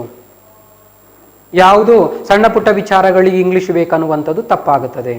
ಇವತ್ತು ಕನ್ನಡ ಇದ್ರೂ ಕೂಡ ಬಳಕೆ ಮಾಡಲಿಕ್ಕೆ ಹೋಗೋದಿಲ್ಲ ಅಷ್ಟೇ. ನಾವು ಕನ್ನಡ ಎಲ್ಲ ಕಡೆ ಉಪಯೋಗಿಸಲಿಕ್ಕೆ ಸಾಧ್ಯ ಇದೆ, ಬಳಕೆ ಮಾಡಲಿಕ್ಕೆ ಹೋಗೋದಿಲ್ಲ. ಹೊರ ಜಗತ್ತಿನ ಸಂಪರ್ಕಕ್ಕಾಗಿ ನಮಗೆ ಇಂಗ್ಲೀಷ್ ಬೇಕು, ಆದರೆ ಅದೇ ಸರ್ವಸ್ವವಾಗಿ ಅಲ್ಲ. ಆವಾಗಲೇ ಹೇಳಿದಾಗೆ ಹೊರ ಜಗತ್ತಿಗೆ ಹೋಗಬೇಕಾದ್ರೆ, ಕರ್ನಾಟಕ ಬಿಟ್ಟು ಹೊರಗಡೆ ಹೋಗಬೇಕಾದ್ರೆ ಇಂಗ್ಲೀಷ್ ಬೇಕು, ಅಥವಾ ಭಾರತ ಬಿಟ್ಟು ಹೊರಗಡೆ ಹೋಗಬೇಕಾದ್ರೆ ಇಂಗ್ಲೀಷ್ ಬೇಕು. ಕರ್ನಾಟಕದಲ್ಲಿರುವಾಗ ಇಂಗ್ಲೀಷ್ ಯಾಕೆ ಬೇಕು? ಆದ್ದರಿಂದ ಕನ್ನಡವನ್ನು ನಾವು ತಿರಸ್ಕರಿಸಬಾರದು, ಇಂಗ್ಲೀಷನ್ನು ಬಹಳ ದೊಡ್ಡ ಮಟ್ಟದ ಭಾಷೆಯಾಗಿ ನೋಡಬಾರದು. ಇಂಗ್ಲಿಷ್ ಶ್ರೇಷ್ಠ, ಕನ್ನಡ ಕನಿಷ್ಠ ಅನ್ನುವಂಥದ್ದು. ಇಂಗ್ಲಿಷ್ ಮೂಲವಾದ ಶಿಕ್ಷಣ ಕುಂಡದಲ್ಲಿ ನೆಟ್ಟ ಗಿಡಗಳಂತೆ. ನೋಡಿ, ಆಂಗ್ಲ ಮಾಧ್ಯಮ ಶಿಕ್ಷಣ ಅನ್ನುವಂಥದ್ದು ಇವರು ಹೇಳುವಂಥದ್ದು ಕುಂಡದಲ್ಲಿ ನೆಟ್ಟ ಗಿಡಗಳಿದ್ದ ಹಾಗೆ. ಯಾಕೆ? ಕುಂಡದಲ್ಲಿ ನೆಟ್ಟಂತಹ ಗಿಡ, ಆ ಕುಂಡದಲ್ಲಿ, ಕುಂಡ ಅಂದರೆ ಯಾವುದೇ ಒಂದು ಪಾತ್ರೆಯಲ್ಲಿ ನಾವು ಮನೆಗಳ ಮುಂದೆ ನೆಟ್ಟಿರ್ತೇವೆ ಹೂವಿನ ಗಿಡಗಳನ್ನು, ಬೇರೆ ಗಿಡಗಳನ್ನು. ಅದೇನಾಗುತ್ತದೆ, ಅದೇ ಮಣ್ಣಿನಲ್ಲಿ ಬದುಕಬೇಕು. ಅದಕ್ಕೆ ನಾವೇನು ಗೊಬ್ಬರ ಹಾಕ್ತೇವೆ, ನೀರು ಹಾಕ್ತೇವೆ ಅಷ್ಟೇ, ಅದರ ಪ್ರಪಂಚ ಅಷ್ಟೇ, ಅದಷ್ಟೇ ಹೀರಿಕೊಳ್ಳುವಂಥದ್ದು. ಹೊರಗಿನಿಂದ ಹೀರಿಕೊಳ್ಳೋದಕ್ಕೆ ಗೊತ್ತಿಲ್ಲ, ಆದ್ದರಿಂದ ಅದು ದೊಡ್ಡ ಮಟ್ಟದಲ್ಲಿ ಬೆಳೆಯೋದು ಇಲ್ಲ. ಇಂಗ್ಲಿಷ್ ಮಾಧ್ಯಮ ಕೂಡ ಹಾಗೆ. ಒಂದು ಅದಕ್ಕೆ ಲಿಮಿಟೇಷನ್, ಚೌಕಟ್ಟು ಅಂತ ಇರ್ತದೆ, ಅದರ ಒಳಗಡೆಯೇ ಬದುಕುವಂಥದ್ದು. ಆದ್ದರಿಂದ ಇಂಗ್ಲಿಷ್ ಮೀಡಿಯಂ ಶಿಕ್ಷಣ ಎನ್ನುವಂಥದ್ದು ಮಕ್ಕಳನ್ನ ಕಟ್ಟಿ ಹಾಕ್ತದೆ, ತನಗೆ ಬೇಕಾದಾಗೆ ಬದುಕಲಿಕ್ಕೆ ಬಿಡುವುದಿಲ್ಲ. ಒಂದು ಗಿಡವನ್ನು ಎಲ್ಲೋ ಮಣ್ಣಿನಲ್ಲಿ ನೆಟ್ಟರೆ ಅದು ಎಷ್ಟು ದೂರಕ್ಕೆ ಬೇಕಾದ್ರೂ ಬೇರನ್ನು ಚಾಚಿಕೊಂಡು ಹೋಗಿ ಆ ನೀರನ್ನ ಅಥವಾ ಪೋಷಕಾಂಶಗಳನ್ನು ಹೀರಿಕೊಂಡು ಎಷ್ಟು ದೊಡ್ಡದಾಗಿ ಬೇಕಾದರೂ ಬೆಳೀತದೆ. ಆದರೆ ಅದೇ ಗಿಡವನ್ನು ಕುಂಡದಲ್ಲಿ ನೆಟ್ಟರೆ ಅದು ಬೆಳವಣಿಗೆ ಆಗೋದೇ ಇಲ್ಲ, ಸ್ವಲ್ಪ ಮಟ್ಟಿಗೆ ಬೆಳವಣಿಗೆ ಆಗುತ್ತದೆ ಅಷ್ಟೇ. ಈ ಕನ್ನಡ ಮಾಧ್ಯಮ ಇಂಗ್ಲಿಷ್ ಮಾಧ್ಯಮ ಶಿಕ್ಷಣಕ್ಕೆ ಇರುವ ವ್ಯತ್ಯಾಸ ಇಷ್ಟೇ. ಇಂಗ್ಲಿಷ್ ಮಾಧ್ಯಮ ಶಿಕ್ಷಣ ಕುಂಡದಲ್ಲಿ ನೆಟ್ಟ ಗಿಡಗಳಿದ್ದ ಹಾಗೆ, ಕನ್ನಡ ಮಾಧ್ಯಮ ಶಿಕ್ಷಣ ಅಥವಾ ಮಾತೃಭಾಷೆಯ ಶಿಕ್ಷಣ ಅದು ಇಡೀ ಮಣ್ಣಿನಲ್ಲಿ ನೆಟ್ಟಂತಹ ಗಿಡ ಇದ್ದ ಹಾಗೆ. ಆದ್ದರಿಂದ ನಾವು ಯಾವುದು ಬೇಕು ನಿರ್ಧರಿಸಬೇಕು. ಹಾಕಿದ ಹಿಡಿ ಗೊಬ್ಬರದಲ್ಲದ ಜೀವವನ್ನು ಕಳೆಯಬೇಕು. ಹಾಕಿದ ಹಿಡಿ ಗೊಬ್ಬರ ಏನಿದೆ ಅದರಲ್ಲೇ ಬದುಕಬೇಕು, ಆ ಕುಂಡದಲ್ಲಿ ನೆಟ್ಟ ಗಿಡ. ಅದೇ ರೀತಿ ಇಂಗ್ಲಿಷ್ ಮೀಡಿಯಂ ಶಿಕ್ಷಣ ಆ ಇಂಗ್ಲಿಷ್ ಕಲ್ತುಕೊಂಡಿದ್ದಾರೇನೋ ಅದರಲ್ಲೇ ಬದುಕಬೇಕು, ಅದಕ್ಕಿಂತ ಹೊರತಾದಂಥ ಜೀವನ ಇಲ್ಲ. ಜನರ ಮಧ್ಯೆ ಹೋಗಿ ಬದುಕಲಿಕ್ಕೆ ಬರಲ್ಲ, ಜನರ ಮಧ್ಯೆ ಇರುವಂಥ ರಸವನ್ನು ಹೀರಿ ಬದುಕಲಿಕ್ಕೆ ಅವರಿಗೆ ಬರಲ್ಲ. ಆದ್ದರಿಂದ ಕಟ್ಟಿ ಹಾಕಿ ಬದುಕ್ತಾರೆ, ಅವರದೇ ಆದಂಥ ಒಂದು ಚೌಕಟ್ಟಿನಲ್ಲಿ ಬದುಕ್ತಾ ಇರ್ತಾರೆ. ಇದು ಇಂಗ್ಲಿಷ್ ಮಾಧ್ಯಮ ಶಿಕ್ಷಣದ ಅಪಾಯಗಳು. ಸರಿ, ಮುಂದಿನ ಭಾಗದಲ್ಲಿ ಏನಿದೆ ನೋಡುವ. ಈಚಿನ ವರ್ಷಗಳಲ್ಲಿ ಕನ್ನಡಿಗರು ತಮ್ಮ ರಾಜ್ಯದಲ್ಲಿ ತಾವೇ ತಬ್ಬಲಿಗಳಾಗುತ್ತಿರುವುದನ್ನು ಅನುಭವಕ್ಕೆ ತೆಗೆದುಕೊಂಡಿದ್ದಾರೆ. ಉದ್ಯೋಗದ ಸಮಸ್ಯೆ ತೀವ್ರತರವಾಗಿದೆ. ರಾಜ್ಯದಲ್ಲಿ ಸ್ಥಾಪಿತವಾಗುವ ಕೇಂದ್ರದ ಉದ್ಯಮಗಳಲ್ಲಿ ಕನ್ನಡಿಗರಿಗೆ ದೊರೆಯಬೇಕಾದ ಪಾಲು ದೊರೆಯುವುದಿಲ್ಲ. ಒಂದು ಹಂತದವರೆಗಿನ ನೇಮಕಾತಿಯಲ್ಲಿ ಸ್ಥಳೀಯರನ್ನೇ ಪರಿಗಣಿಸಬೇಕಾದ ಅಗತ್ಯವಿದ್ದರೂ ಇಲ್ಲಿ ಹಾಗಾಗುತ್ತಿಲ್ಲ. ಆ ಪ್ರದೇಶದ ಜನರಿಗೆ ಉದ್ಯೋಗಾವಕಾಶಗಳು ದೊರೆಯದಿದ್ದರೆ ಅಲ್ಲಿ ಉದ್ಯೋಗಗಳು ಆರಂಭಗೊಳ್ಳುವ ಉದ್ದೇಶವೇನು, ಉಪಯೋಗವೇನು? ರಾಜ್ಯ ಸರ್ಕಾರದ ನೌಕರಿಗಳನ್ನು ಮತ್ತು ರಾಜ್ಯ ಸರ್ಕಾರದ ಉದ್ಯಮಗಳನ್ನು ನೆರೆಹೊರೆಯವರು ಆಕ್ರಮಿಸಿಕೊಂಡು ಬಿಡುತ್ತಾರೆ. ಅಲ್ಲಿಯೂ ಕನ್ನಡಿಗರಿಗೆ ಅವಕಾಶಗಳಿಲ್ಲ. ಇದರಿಂದ ಕನ್ನಡಿಗರ ಉದ್ಯೋಗದ ವಿಷಯದಲ್ಲಿ ಭೀತಿಗೊಂಡಿರುವುದು ಸಹಜ.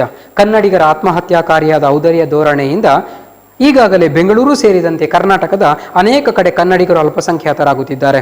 ಭಾಷಾ ಅಲ್ಪಸಂಖ್ಯಾತರ ಹೆಸರಿನಲ್ಲಿ ಈಚೆಗೆ ಬೆಂಗಳೂರು ಕೇಂದ್ರಾಡಳಿತ ನಗರವಾಗಬೇಕೆಂಬ ಅಪಸ್ವರವನ್ನು ಕೇಳಿದ್ದೇವೆ. ಕನ್ನಡಿಗರು ಕನ್ನಡ ನಾಡಿನಲ್ಲಿಯೇ ತಬ್ಬಲಿಗಳಾದರೆ ಅವರಿಗೆ ಆಶ್ರಯವೆಲ್ಲಿದೆ? ಕನ್ನಡಿಗರ ಸಂಕಷ್ಟಗಳಿಗೂ ಒಂದು ಮಿತಿ ಇದೆ. ಅವರ ತಾಳ್ಮೆಗೆ ತಪ್ಪು ಅರ್ಥ ಹಚ್ಚಬಾರದು. ಬದುಕು ಭಾಷೆಗಿಂತ ದೊಡ್ಡದು ಎಂದು ಹೇಳುತ್ತಾರೆ, ಆದರೆ ಭಾಷೆಯನ್ನು ಬಿಟ್ಟು ಬದುಕಿರುವುದಿಲ್ಲ ಎಂಬುದನ್ನು ನಾವು ಮರೆಯಬಾರದು. ಈಚಿನ ವರ್ಷಗಳಲ್ಲಿ ಕರ್ನಾಟಕದಲ್ಲಿ ಕನ್ನಡಿಗರು ಕರ್ನಾಟಕದ ಒಳಗೆ ತಬ್ಬಲಿಗರಾಗ್ತಾ ಇದ್ದಾರೆ. ಅಂದರೆ ಕನ್ನಡಿಗರಿಗೆ ಕರ್ನಾಟಕದ ಒಳಗಡೆ ಭಯಭೀತಿಯ ವಾತಾವರಣ ಇದೆ. ಇಲ್ಲಿ ಬೇರೆ ಭಾಷೆಯವರು ಬಂದು ಕನ್ನಡಿಗರನ್ನ ಧಮಕಿ ಹಾಕ್ತಾ ಇದ್ದಾರೆ, ಕನ್ನಡಿಗರನ್ನ ಹೊಡೆದೋಡಿಸುವಂತ ಕೆಲಸ ಆಗುತ್ತಾ ಉಂಟು ಎಷ್ಟೋ ಕಡೆಗಳಲ್ಲಿ. ಇದು ನೋಡಿ, ಒಂದು ಭಾಷೆಯ ಮೇಲಾಗುತ್ತಾ ಇರುವಂತಹ ದಾಳಿಯ ಒಂದು ಪರಿಣಾಮ. ಬೇರೆ ಬೇರೆ ಪರಿಣಾಮಗಳಿರ್ತವೆ. ಭಾಷೆ ನಾಶವಾಗುವುದು ಮಾತ್ರ ಅಲ್ಲ, ಆ ಜನಾಂಗವೇ ತನ್ನ ಸಂಸ್ಕೃತಿಯನ್ನು ಕಳ್ಕೊಂಡು ಬಿಡ್ತದೆ. ಕನ್ನಡ ಭಾಷೆ ನಾಶವಾದರೆ ಕನ್ನಡ ಭಾಷೆ ಮಾತ್ರ ನಾಶವಾಗುವುದಲ್ಲ, ಕರ್ನಾಟಕದ ಸಂಸ್ಕೃತಿಯೂ ನಾಶವಾಗಿ ಹೋಗುತ್ತದೆ. ಈಗ ಕನ್ನಡಿಗರು ತಬ್ಬಲಿಗಳಾಗಿದ್ದಾರೆ. ಅವರ ರಕ್ಷಣೆಗೆ ಯಾರೂ ಇಲ್ಲ, ಅವರನ್ನು ಕಾಪಾಡುವವರು ಯಾರೂ ಇಲ್ಲ. ಉದ್ಯೋಗದ ಸಮಸ್ಯೆ ತೀವ್ರತರವಾಗಿದೆ. ಕನ್ನಡಿಗರಿಗೆ ಕರ್ನಾಟಕದಲ್ಲಿ ಉದ್ಯೋಗ ಇಲ್ಲ. ಎಲ್ಲಿಯ ತನಕ ಅಂತ ಹೇಳಿದ್ರೆ, ಯಾವುದೇ ಒಂದು ಉದ್ಯೋಗದ ಸಂದರ್ಶನಕ್ಕೆ ಹೋದ್ರೂ ಕೂಡ ಕರ್ನಾಟಕದಲ್ಲಿ ಆಲೋಚನೆ ಮಾಡಿ, ನಿಮಗೆ ಇಂಗ್ಲಿಷ್ ಬರ್ತದಾ ಅಂತ ಕೇಳುತ್ತಾರೆ. ಇವತ್ತು ಜಾಹೀರಾತುಗಳನ್ನು ನಾವು ನೋಡ್ತೇವೆ, ಉದ್ಯೋಗದ ಬೇಕಾಗಿದ್ದಾರೆ, ವಾಂಟೆಡ್ ಅಂತ ಹಾಕ್ತಾರೆ. ಇಂಥ ಕಂಪನಿಗೆ ಕೆಲಸಗಾರರು ಬೇಕಾಗಿದ್ದಾರೆ, ಕಂಡೀಷನ್ಸ್ ಇರ್ತದೆ. ಅದರಲ್ಲಿ ಏನು, ಇಂಗ್ಲಿಷನ್ನ ಚೆನ್ನಾಗಿ ಮಾತನಾಡಲಿಕ್ಕೆ ಬಲ್ಲವರಾಗಿರಬೇಕು. ಕರ್ನಾಟಕದಲ್ಲಿ ಕನ್ನಡ ಬರಬೇಕು ಅಂತ ಕೇಳೋದಿಲ್ಲ, ಇಂಗ್ಲಿಷ್ ಬರಬೇಕು ಅಂತ ಹೇಳ್ತಾರೆ. ಇದು ನಮ್ಮ ಕರ್ನಾಟಕದಲ್ಲಿ ಕನ್ನಡಿಗರಿಗೆ ಒದಗಿರುವಂತಹ ದುಸ್ಥಿತಿ. ರಾಜ್ಯದಲ್ಲಿ ಸ್ಥಾಪಿತವಾಗುವ ಕೇಂದ್ರದ ಉದ್ಯಮಗಳಲ್ಲಿ ಕನ್ನಡಿಗರಿಗೆ ದೊರೆಯಬೇಕಾದ ಪಾಲು ದೊರೆಯುವುದಿಲ್ಲ. ಒಂದು ರಾಜ್ಯದಲ್ಲಿ ಕೇಂದ್ರ ಸರ್ಕಾರದ ಯೋಜನೆಗಳು ಅಥವಾ ಸಂಸ್ಥೆಗಳೇನು ಸ್ಥಾಪನೆ ಆಗುತ್ತವೆ, ಅಲ್ಲಿ ಕನ್ನಡಿಗರಿಗೆ ಇಷ್ಟು ಏನು ಪಾಲು ಸಿಗಬೇಕು ಅದು ಸಿಗುತ್ತಾ ಇಲ್ಲ. ಅದನ್ನು ತಮಿಳುನಾಡಿನವರು, ಕೇರಳದವರು, ಆಂಧ್ರ ಪ್ರದೇಶದವರು, ಮಹಾರಾಷ್ಟ್ರದವರು ಅಥವಾ ಉತ್ತರ ಭಾರತದವರು ಬಂದು ಆಕ್ರಮಿಸಿಕೊಳ್ಳುತ್ತಾ ಇದ್ದಾರೆ. ಅದಕ್ಕೆ ಸಣ್ಣ ಒಂದು ಉದಾಹರಣೆ ಅಂತ ಹೇಳಿದ್ರೆ ಬ್ಯಾಂಕ್ಗಳು. ಅಲ್ಲಿ ಹೋದರೆ ಹಿಂದಿ ಮಾತನಾಡುವವರು, ತಮಿಳು ಮಾತಾಡುವವರು, ಮಲಯಾಳಿ ಮಾತನಾಡುವವರು ಇವರೇ, ತೆಲುಗು ಮಾತನಾಡುವವರು ಇರುವಂಥದ್ದು. ಕನ್ನಡ ಮಾತಾಡುವವರು ಬ್ಯಾಂಕಿನ ಒಳಗಡೆ ಹುಡುಕಬೇಕು ಎಲ್ಲಿದ್ದಾರೆ ಅಂತ. ಇದು ಪರಿಸ್ಥಿತಿ. ಕರ್ನಾಟಕ ನೆಲದಲ್ಲಿರುವ ಸಂಘ ಸಂಸ್ಥೆಗಳಲ್ಲಿ ಕನ್ನಡಿಗರಿಗೆ ಕೆಲಸ ಸಿಗುತ್ತಾ ಇಲ್ಲ. ಹಾಗಾದರೆ ಕನ್ನಡದ ಪರಿಸ್ಥಿತಿ ಎಷ್ಟು ಹದಗೆಟ್ಟು ಹೋಗಿದೆ ಅಂತ ಇವರು ಹೇಳುತ್ತಾರೆ. ಒಂದು ಹಂತದವರೆಗಿನ ನೇಮಕಾತಿಯಲ್ಲಿ ಸ್ಥಳೀಯರನ್ನೇ ಪರಿಗಣಿಸಬೇಕು ಅಗತ್ಯವಿದ್ರೂ ಇಲ್ಲಿ ಹಾಕಾಗ್ತಲ್ಲ. ಬೇರೆಲ್ಲ ರಾಜ್ಯದಲ್ಲಿದೆ, ಅಲ್ಲಿ ಅವರಿಗೆ ಉದ್ಯೋಗ ಕೊಡಬೇಕು. ಕರ್ನಾಟಕದಲ್ಲಿ ಮಾತ್ರ ಕೊಡ್ತಾನೆ ಇಲ್ಲ, ನಾವು ಕೇಳುತ್ತಾನೂ ಇಲ್ಲ. ನಾವು ಸುಮ್ಮನಿದ್ದೇವೆ. ಬೇರೆ ರಾಜ್ಯಗಳಲ್ಲಿ ಬೇರೆ ಭಾಷೆಗಳನ್ನು ತರ್ತಾರೆ ಅಂತ ಹೇಳಿದ್ರೆ ದೊಡ್ಡ ಹೋರಾಟಗಳು ನಡೀತವೆ. ನಮ್ಮಲ್ಲಿ ಏನು ತೊಂದರೆ ಇಲ್ಲ, ನಾವು ಅದಕ್ಕೆ ಹೊಂದಾಣಿಕೆ ಹಾಕ್ಕೊಂಡು ಹೋಗ್ತೇವೆ.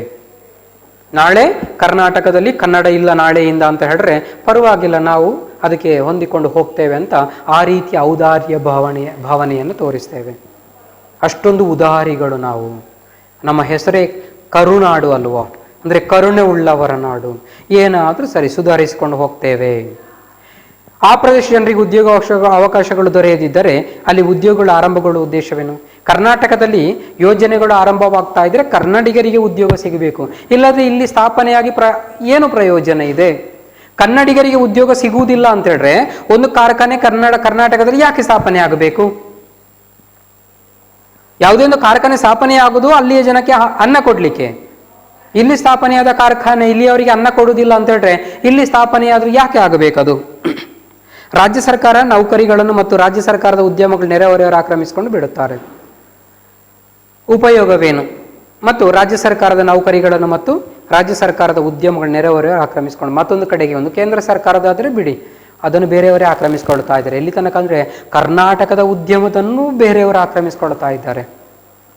ಕರ್ನಾಟಕ ಸರ್ಕಾರದ ದೊಡ್ಡ ದೊಡ್ಡ ಯೋಜನೆಗಳು ಕಾರ್ಖಾನೆಗಳೇನೆಲ್ಲ ಇವೆ ಅನ್ಯ ರಾಜ್ಯದವರ ಕೈಗೆ ಹೋಗಿಬಿಟ್ಟಿವೆ. ನಮ್ಮಲ್ಲಿ ಏನೂ ಇಲ್ಲ.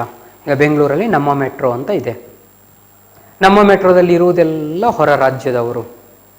ಕನ್ನಡಿಗರನ್ನು ಕೇಳುವವರಿಲ್ಲ, ಹೇಳುವವರಿಲ್ಲ. ಈ ರೀತಿಯಾಗಿ ಬಿಟ್ಟಿದೆ ನಮ್ಮ ಪರಿಸ್ಥಿತಿ.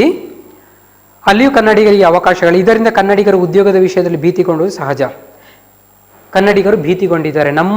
ನಮ್ಮ ರಾಜ್ಯದಲ್ಲಿ ಉದ್ಯೋಗ ಸಿಗದ್ರೆ ನಾವು ಇನ್ನೆಲ್ಲಿ ಹೋಗಿ ಬದುಕಲಿಕ್ಕೆ ಸಾಧ್ಯ? ನಮ್ಮ ಮನೆಯಲ್ಲೇ ನಮಗೆ ಅನ್ನ ಸಿಗದಿದ್ರೆ ಪಕ್ಕದ ಮನೆಯಲ್ಲಿ ಅನ್ನ ಸಿಗುತ್ತದಾ?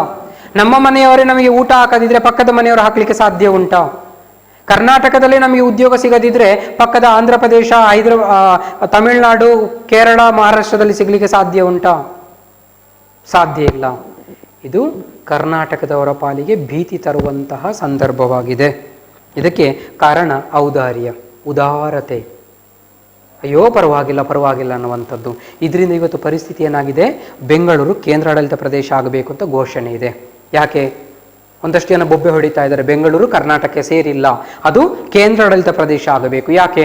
ಬೆಂಗಳೂರಿನಲ್ಲಿ ಕನ್ನಡಿಗರು ಕಡಿಮೆ ಇದ್ದಾರೆ, ಅಲ್ಲಿ ಇರುವುದೆಲ್ಲ ತಮಿಳು ಮಾತನಾಡುವವರು, ಇಂಗ್ಲಿಷ್ ಮಾತಾಡುವವರು, ತೆಲುಗು ಮಾತಾಡುವವರು, ಹಿಂದಿ ಮಾತನಾಡುವವರು. ಬೆಂಗಳೂರು ಎಲ್ಲಿ ಹೋದರೂ ಅಷ್ಟೇ. ನೀವು ಬೆಂಗಳೂರಲ್ಲಿ ತಿರುಗಾಡಬೇಕಾದ್ರೆ ನಿಮಗೆ ಕನ್ನಡ ಬರಬೇಕಾಗಿಲ್ಲ. ಇಂಗ್ಲಿಷ್ ಗೊತ್ತುಂಟೋ, ತಮಿಳು ಗೊತ್ತುಂಟೋ, ತೆಲುಗು ಗೊತ್ತುಂಟೋ, ಹಿಂದಿ ಗೊತ್ತುಂಟೋ, ಬೆಂಗಳೂರಿನಲ್ಲಿ ಬದುಕಲಿಕ್ಕೆ ಸಾಧ್ಯ ಇದೆ. ಕನ್ನಡ ಗೊತ್ತಿದ್ರೂ ಬದುಕಲಿಕ್ಕೆ ಸಾಧ್ಯ ಇಲ್ಲ. ಆ ರೀತಿ ಇದೆ. ಇದರ ಪರಿಣಾಮವಾಗಿ ಇವತ್ತು ಬೆಂಗಳೂರು ಕರ್ನಾಟಕದ ಕೈ ಬಿಟ್ಟು ಹೋಗುವ ಸಾಧ್ಯತೆ ಇದೆ. ಬೆಂಗಳೂರನ್ನು ಕೇಂದ್ರಾಡಳಿತ ಪ್ರದೇಶ ಮಾಡಬೇಕು ಅಂತ ಘೋಷಣೆ ಕೂಗುತ್ತಾ ಉಂಟು. ಇದಕ್ಕೆ ಕಾರಣ ನಮ್ಮ ಔದಾರ್ಯ ಧೋರಣೆ. ಯಾರೇ ಬಂದರೂ ಕೂಡ ಬರಲಿ, ತಮಿಳುನಾಡಿನವರು ಬರಲಿ, ಕೇರಳದವರು ಬರಲಿ, ಆಂಧ್ರ ಪ್ರದೇಶದವರು ಬರಲಿ, ಉತ್ತರ ಭಾರತದವರು ಬರಲಿ, ನಾವು ಜಾಗ ಬಿಟ್ಟು ಕೊಡ್ತೇವೆ. ನಮ್ಮ ಔದಾರ್ಯ ಧೋರಣೆ ಇವತ್ತು ನಾವೇ ಆತ್ಮಹತ್ಯೆ ಮಾಡಿಕೊಳ್ಳುವಂಥ ಪರಿಸ್ಥಿತಿಗೆ ಬಂದು ತಲುಪಿದೆ.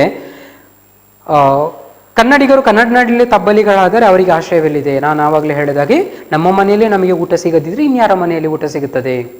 ಕರ್ನಾಟಕದಲ್ಲೇ ನಮ್ಮನ್ನು ಕೇಳುವವರಿಲ್ಲದಿದ್ದರೆ ಇನ್ಯಾವ ರಾಜ್ಯಗಳಲ್ಲಿ ಕೇಳುತ್ತಾರೆ? ಕನ್ನಡಿಗರ ಸಂಕಷ್ಟಗಳಿಗೊಂದು ಮಿತಿ ಇದೆ. ಒಂದಷ್ಟು ರಾಜ್ಯಗಳಿವೆ, ಏನು ಅಂತ ಹೇಳಿದ್ರೆ ಕಾನೂನು ತಂದು ಬಿಟ್ಟಿವೆ. ಸರ್ಕಾರಿ ಉದ್ಯೋಗಗಳಲ್ಲಿ ಇಂತಿಷ್ಟು ಕನ್ನಡಿ ಅಲ್ಲಿಯ ರಾಜ್ಯದವರಿಗೆ. ಆದರೆ ನಮ್ಮಲ್ಲಿ ಆ ರೀತಿ ಯಾವುದೂ ಇಲ್ಲ. ನಮ್ಮಲ್ಲಿ ಎಲ್ಲವನ್ನ ಬಿಟ್ಟುಕೊಟ್ಟು ಬಿಟ್ಟಿದ್ದೇವೆ. ಆದ್ದರಿಂದ ಪರರು ಆಕ್ರಮಿಸಿಕೊಂಡಿದ್ದಾರೆ.